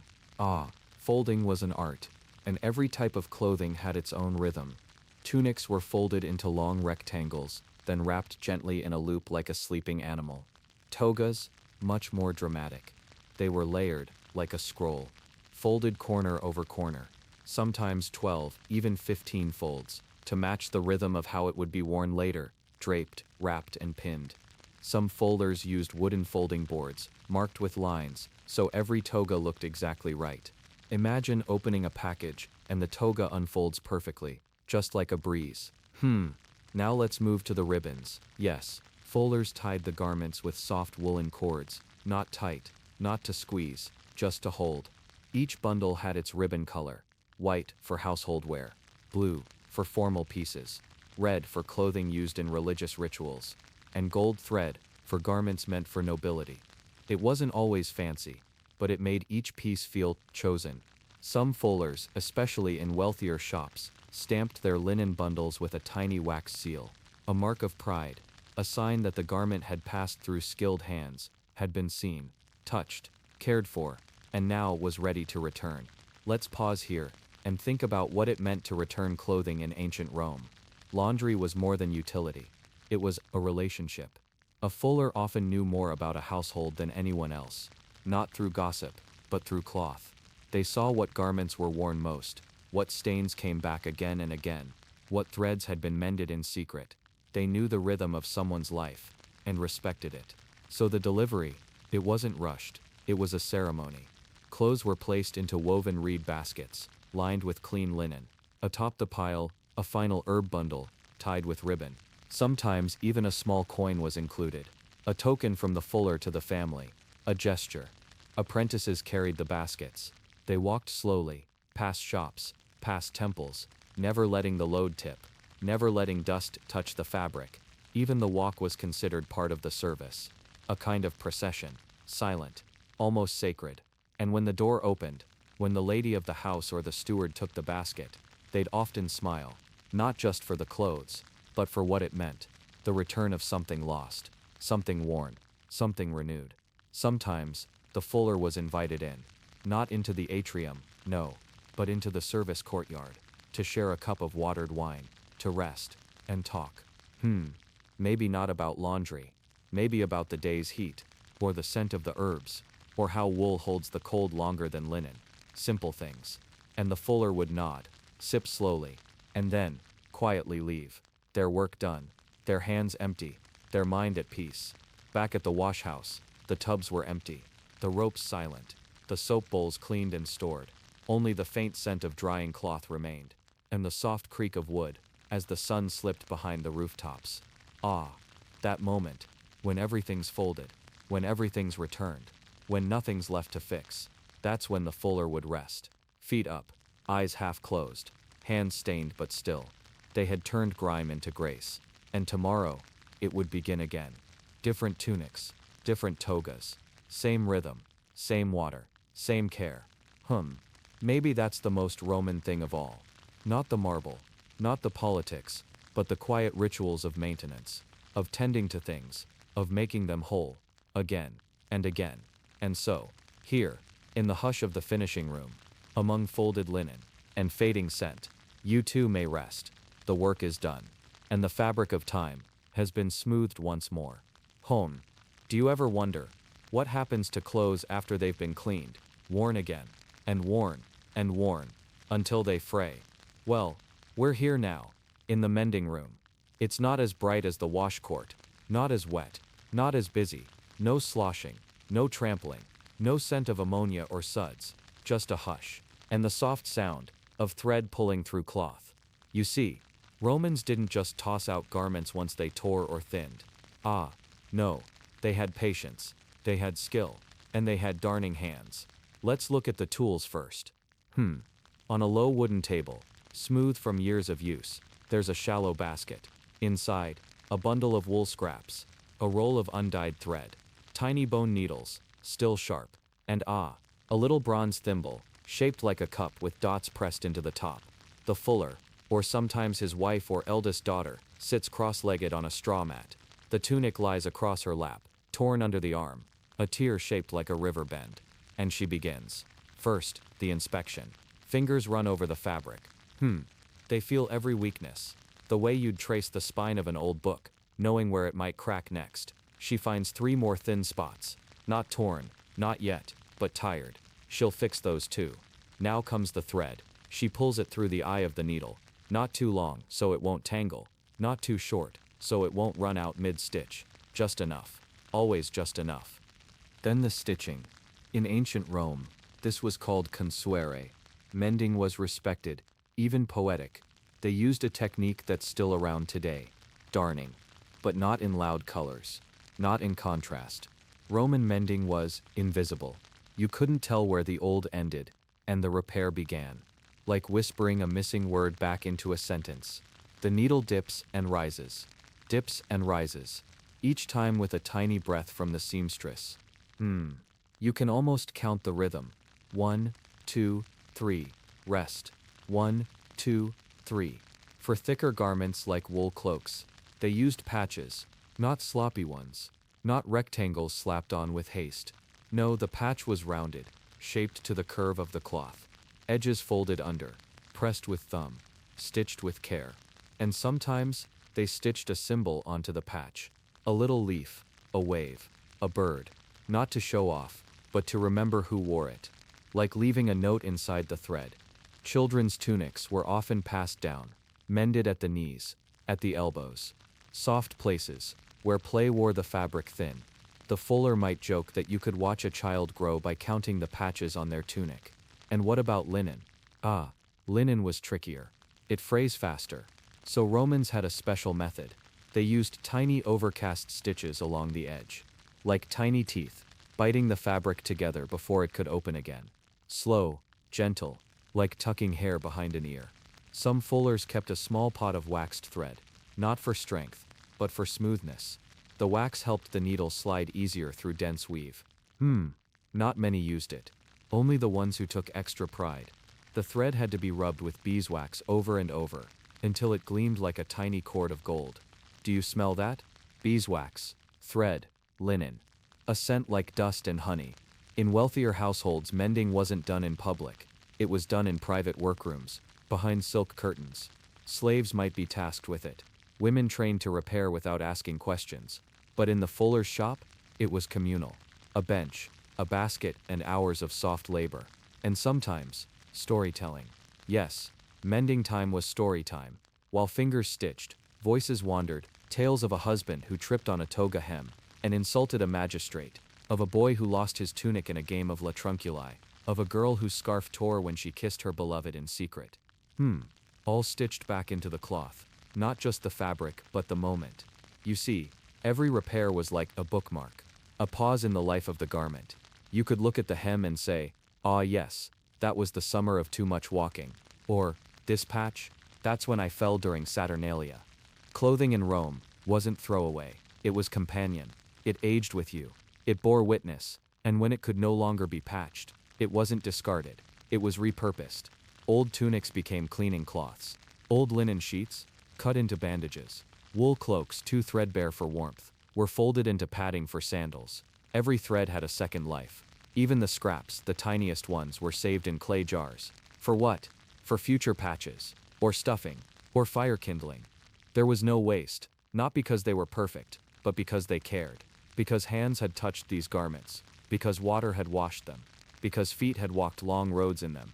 To throw it away would be like forgetting. Even the word for sewing in Latin, texere, meant more than thread. It also meant weaving, words, ideas, a kind of creation. And so here we are, in a silent room, thread, pulling through cloth, again and again.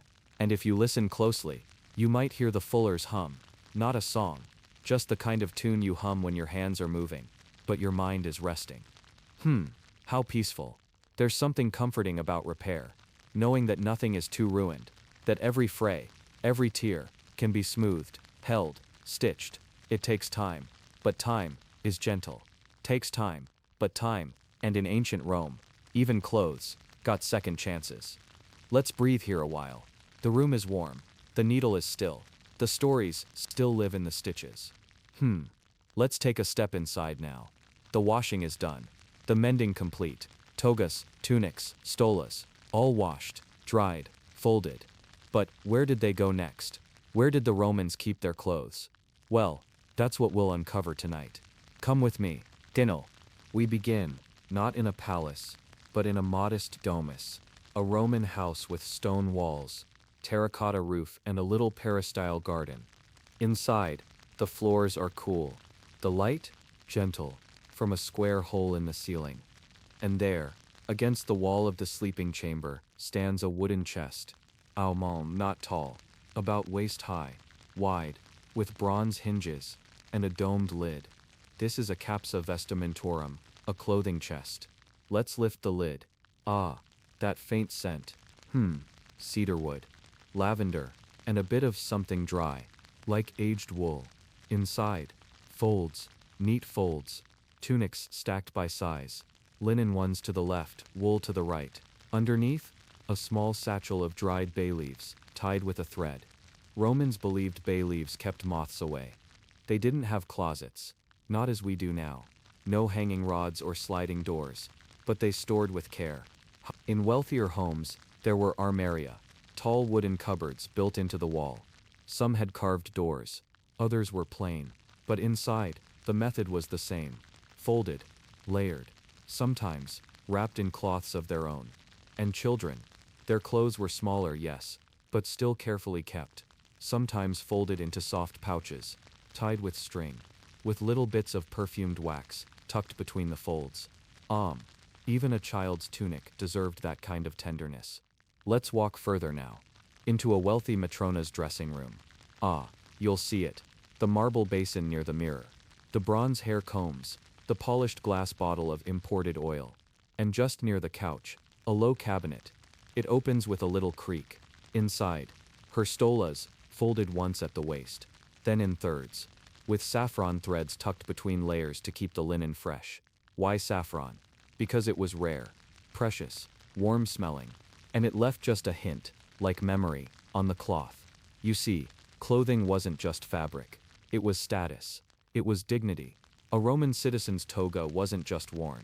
It was protected. After cleaning and drying, it might be wrapped in linen and stored in a saculus, a soft bag before going into the chest. And if the weather turned humid, a piece of chalk or charcoal might be added nearby to absorb dampness.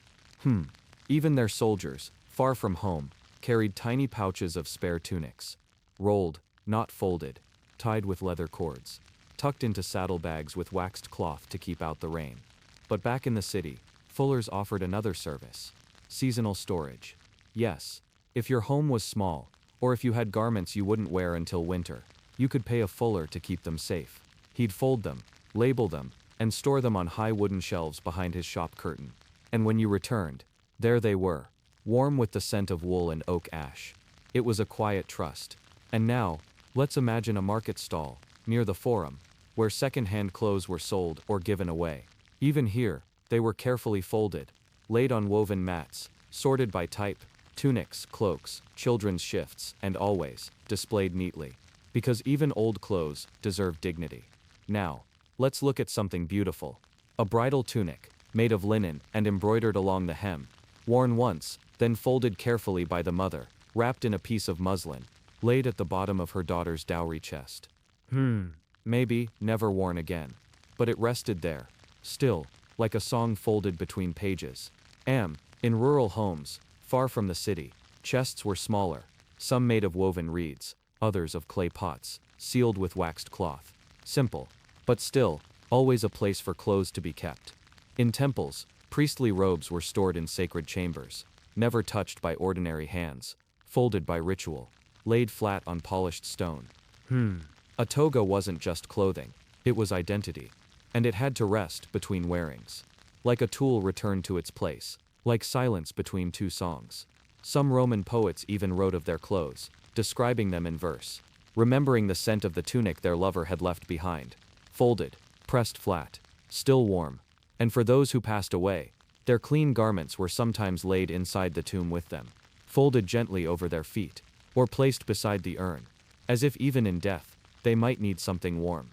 You see, to store something with care is to say this mattered, this was worn, this touched skin and wind and time, and maybe it will again.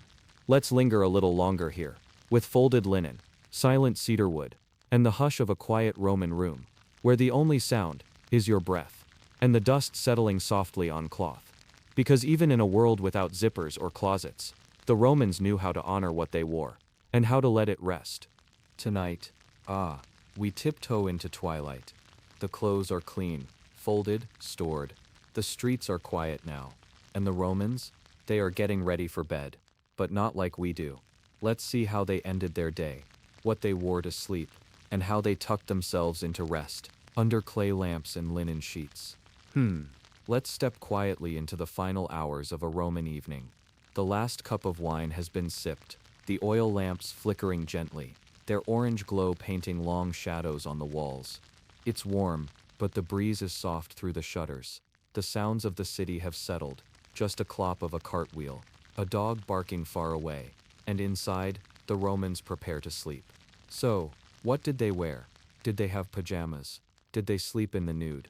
Well, sometimes yes, but more often, especially among the modest, they had simple night tunics, called a tunica interior, or sometimes just a sabucula, made of soft linen, undyed, loose-fitting, and plain. No buttons, no fasteners, just cloth and calm. For the wealthy, it might be finely woven, smooth to the touch, perfumed with rose water. For the poor, coarser linen, but still washed, dried in the sun, and shaken out before bed. You see, even the act of preparing for sleep had ritual. The Romans, especially those with a little leisure, would bathe in the evening. Not the full bathhouse routine.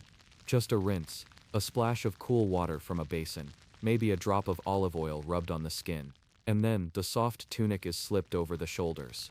Can you picture it? A matron, brushing her hair by lamplight, setting aside her earrings, and stepping into a fresh, clean shift. Men too wore simple nightwear, though some, especially in summer, chose to sleep without anything. They believed it was healthier. Let the skin breathe, let the body rest, free of fabric. But still, their tunics were there, folded by the bed, in case the night turned cool. And the children, they wore tunics too, loose, sometimes hand-me-downs from older siblings, and always freshly washed if the household had time.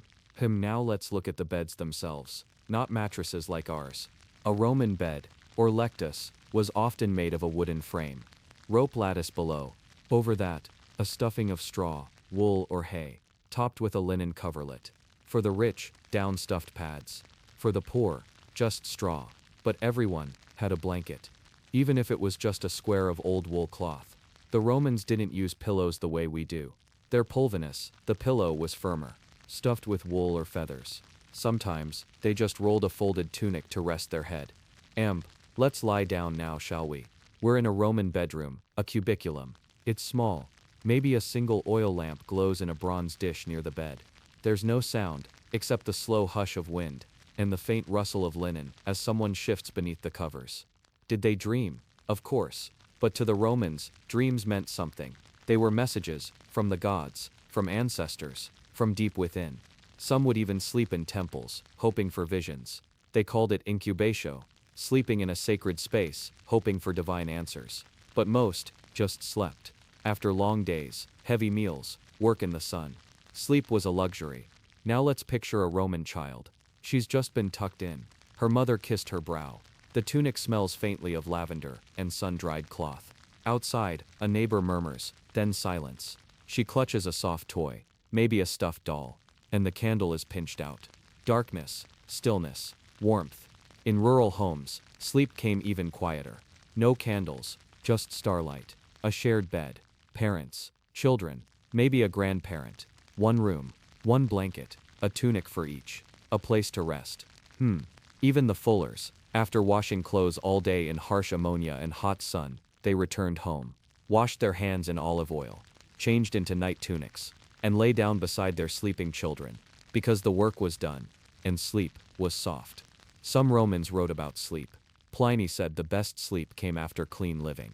Seneca believed in sleeping in silence. No distractions, no gossip, no stimulation before bed. Only a clean body, a light supper, and the night breeze. And now, we listen. The oil lamp flickers, the tunic rustles softly with each breath. The night settles in, and in one home, a wife rises quietly, takes her husband's tunic from the chest, and folds it gently, smoothing the creases, before returning to bed. Because even in the dark, care matters. Now we'll slip outside, just for a moment.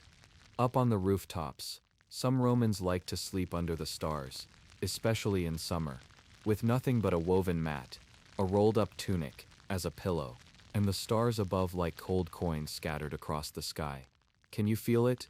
The warmth of the linen on your skin, the hush of the evening breeze, and the stillness of ancient Rome, resting. Let's not speak for a while, just breathe. Sleep came differently for everyone, but for all of them, there was always the comfort of clean clothes, of soft linen, of quiet rooms and folded fabric, because how you end your day shapes how your dreams begin. The sky is pale now, just the first blush of dawn behind the terracotta roofs, birds chirping softly in the distance, and Rome begins to wake. It's morning, time to rise, not with alarms, not with blaring bells, but slowly, quietly, with the warmth of sunlight spilling through wooden shutters, and the smell of fresh bread baking in a street oven nearby. Let's open our eyes with the Romans. The bed, still warm, the tunic, soft against the skin, the oil lamp, now cold and dark beside the bed. A Roman man stretches. He sits up, swings his feet to the cool floor, and slips out of his night tunic. It's folded, neatly, placed on a wooden bench. Everything, has its place. Then comes the morning cleanse. Not a bath. No. Baths come later. This is a simple splash of water from a basin, cold and brisk, cupped in both hands, rubbed gently over the face. Then, olive oil if he has it, massaged into the skin, wiped clean with a small linen cloth. Next, dressing. Let's talk about clothing layers now. You might remember the tunica from before, the Roman base garment, worn by nearly everyone, from slave to senator. In the morning this clean tunic is shaken out, hung overnight on a peg or folded in a chest. It's simple, yes, but to the Romans, putting it on felt like becoming someone again. Some Romans slept in their tunic, but most kept a day tunic and a night tunic separate. So a clean tunic is lifted over the head, arms slide through, the fabric falls to the knees. Feels cool at first, then warm. For women, the morning dressing is a little more involved. They begin with a strophium, like a soft cloth band, wrapped around the chest. Then the tunica interior, their underdress. Then perhaps a second tunic, belted with a cord. Finally the palla, a large rectangular cloak, draped gracefully, And yes, each piece, if the family could manage it, was washed carefully. Airing overnight, folded in a basket. They might even scent it with herbs, a sprig of rosemary, or thyme tucked into the folds. And children, oh, they're stretching now, rubbing their eyes, and their tunics are laid out by the matron of the house. Smaller, of course, but the same pattern, same shape, same linen. In many homes there's a little rush, especially in the insulae, apartment buildings packed with life. People hurry downstairs. Vendors call out. The baker shovels bread from his oven. But some mornings move slower. In the countryside, a farmer dresses while roosters call. His tunic smells faintly of smoke and sun-dried hay. His wife helps tie the belt and tucks a clean cloth into the fold. Later she'll use it to wipe sweat from his brow. Now let's follow a fuller, the professional launderer. He's already been up for an hour. His tunic is stained but clean, and he carries it with pride. Washed in fermented urine. Yes, but rinsed and dried so well that it's soft again. He steps into his sandals, picks up a folded apron, and heads for the fullonica. Ah, and the toga? Yes, we must speak of the toga. Not everyone wore it daily. It was cumbersome, hot, and mostly reserved for formal occasions. But when a Roman man did wear it, he would need help wrapping it.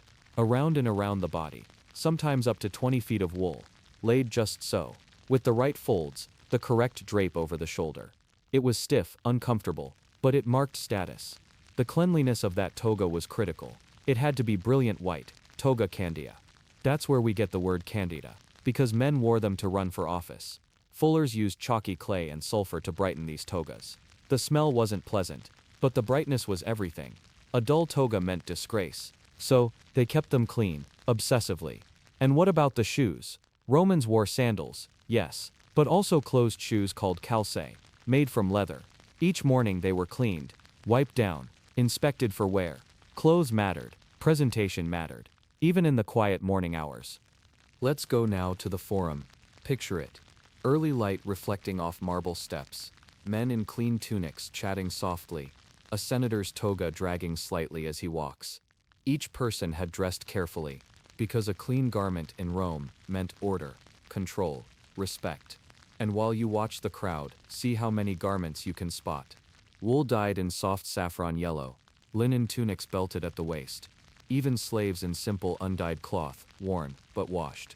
Clothes told stories about who you were, where you worked, how well your wife laundered. Now let's return home. The morning is underway. The sun is warm. The tunics, though plain, are fresh and light. And the people of Rome step into their day, with fabric rustling, belts cinched, and clean hems brushing dusty streets. Let's rest a bit. Just listen to the morning. And if you're still here, the day in Rome has drifted along, like a leaf on the Tiber. Shadows have grown long. Children have yawned. Vendors once so full of voice and motion have begun to pack up. The fruit left in their baskets is gently brushed off, folded into cloths, tucked away. The bakers, well, their ovens are cooling now. The last loaves are wrapped in linen, stacked with care. And so we return, once more, to the quiet hum of Roman life behind closed doors. Inside the home, the lamps are lit.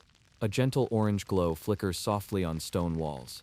The scent of olive oil, of drying herbs, a faint memory of roasted garlic, still lingers in the air. And the tunics worn this morning, they've seen a full day. Dust clings to the hems, sweat has dampened the collars, and yet, there is something beautifully cyclical about Roman clothing. Something tender even. You see, clothes weren't discarded easily. No, that would be wasteful. Instead, they were gently taken off, folded, brushed down, inspected, and prepared for the next step in their long journey. Let's talk about that journey. Because a garment in ancient Rome wasn't simply worn and washed. It was cared for. Every thread, every patch, every fray was watched over. By mothers, wives, slaves, or even by the fullers themselves. They understood that cloth, even the roughest wool, was valuable. Let's sit now with a Roman matron. She's kneeling by the hearth. A woven basket sits beside her, filled with the family's garments from the day. One tunic is laid across her lap. She runs her fingers along the seam. She finds a tiny tear, near the underarm. Not torn fully, just strained. She reaches for a needle, bronze, curved slightly, threaded with homespun wool, and with gentle practiced movements, she begins to mend. In, out, In, out. The rhythm is calming, the hem is restored, and that tunic will last another season. Now, let's go deeper. Because clothes weren't just mended, they were repurposed. When a tunic grew too thin for wear, it was cut into cleaning cloths, into diapers, into foot wraps for long travels, even into strips for wrapping herbs or binding wounds. And when even those strips grew too frayed, they were burned. Or if very lucky, they were buried wrapped around clay jars as offerings, tied into grave goods, made into memory. And let's not forget the dye, because old clothing could be red-dyed, brought back to life. Faded tunics, once white or beige, might be soaked in walnut husks for a brown tint, or saffron for yellow, or madder root for a muted red. Each wash, each wear, brought out new tones, new character. The garment aged with you. Some Romans had only one tunic. They cherished it. They washed it carefully. Some had several, but still wore their favorite one the most. The cloth softened over time, became shaped to the body, like an old friend. Let's drift now into the fullonica for one last look. It's quiet now. The tubs have been drained. The drying lines hang bare. The air smells faintly of ash, chalk, and the ghost of wet wool.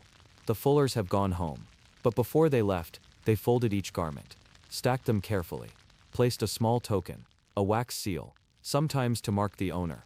Those tunics will be collected at dawn. We walk back, past the temple of Vesta, past the marketplace, down winding alleys with ivy draped across rooftops. We return to a modest domus. A family finishes their evening meal. Children lean against their parents, sleepy-eyed. And in the corner a folded tunic awaits the morning. One child, still awake, asks softly, "Will my tunic be clean tomorrow?" The mother smiles. "Of course, little one. She's already rinsed it in the basin." It hangs on a line strung between two olive trees. And now, sleep settles over Rome. Flickering lamps are snuffed out. The streets still. The fountains whisper. And across every home, from the grandest villas to the humblest insulae, clean garments rest, ready for another day.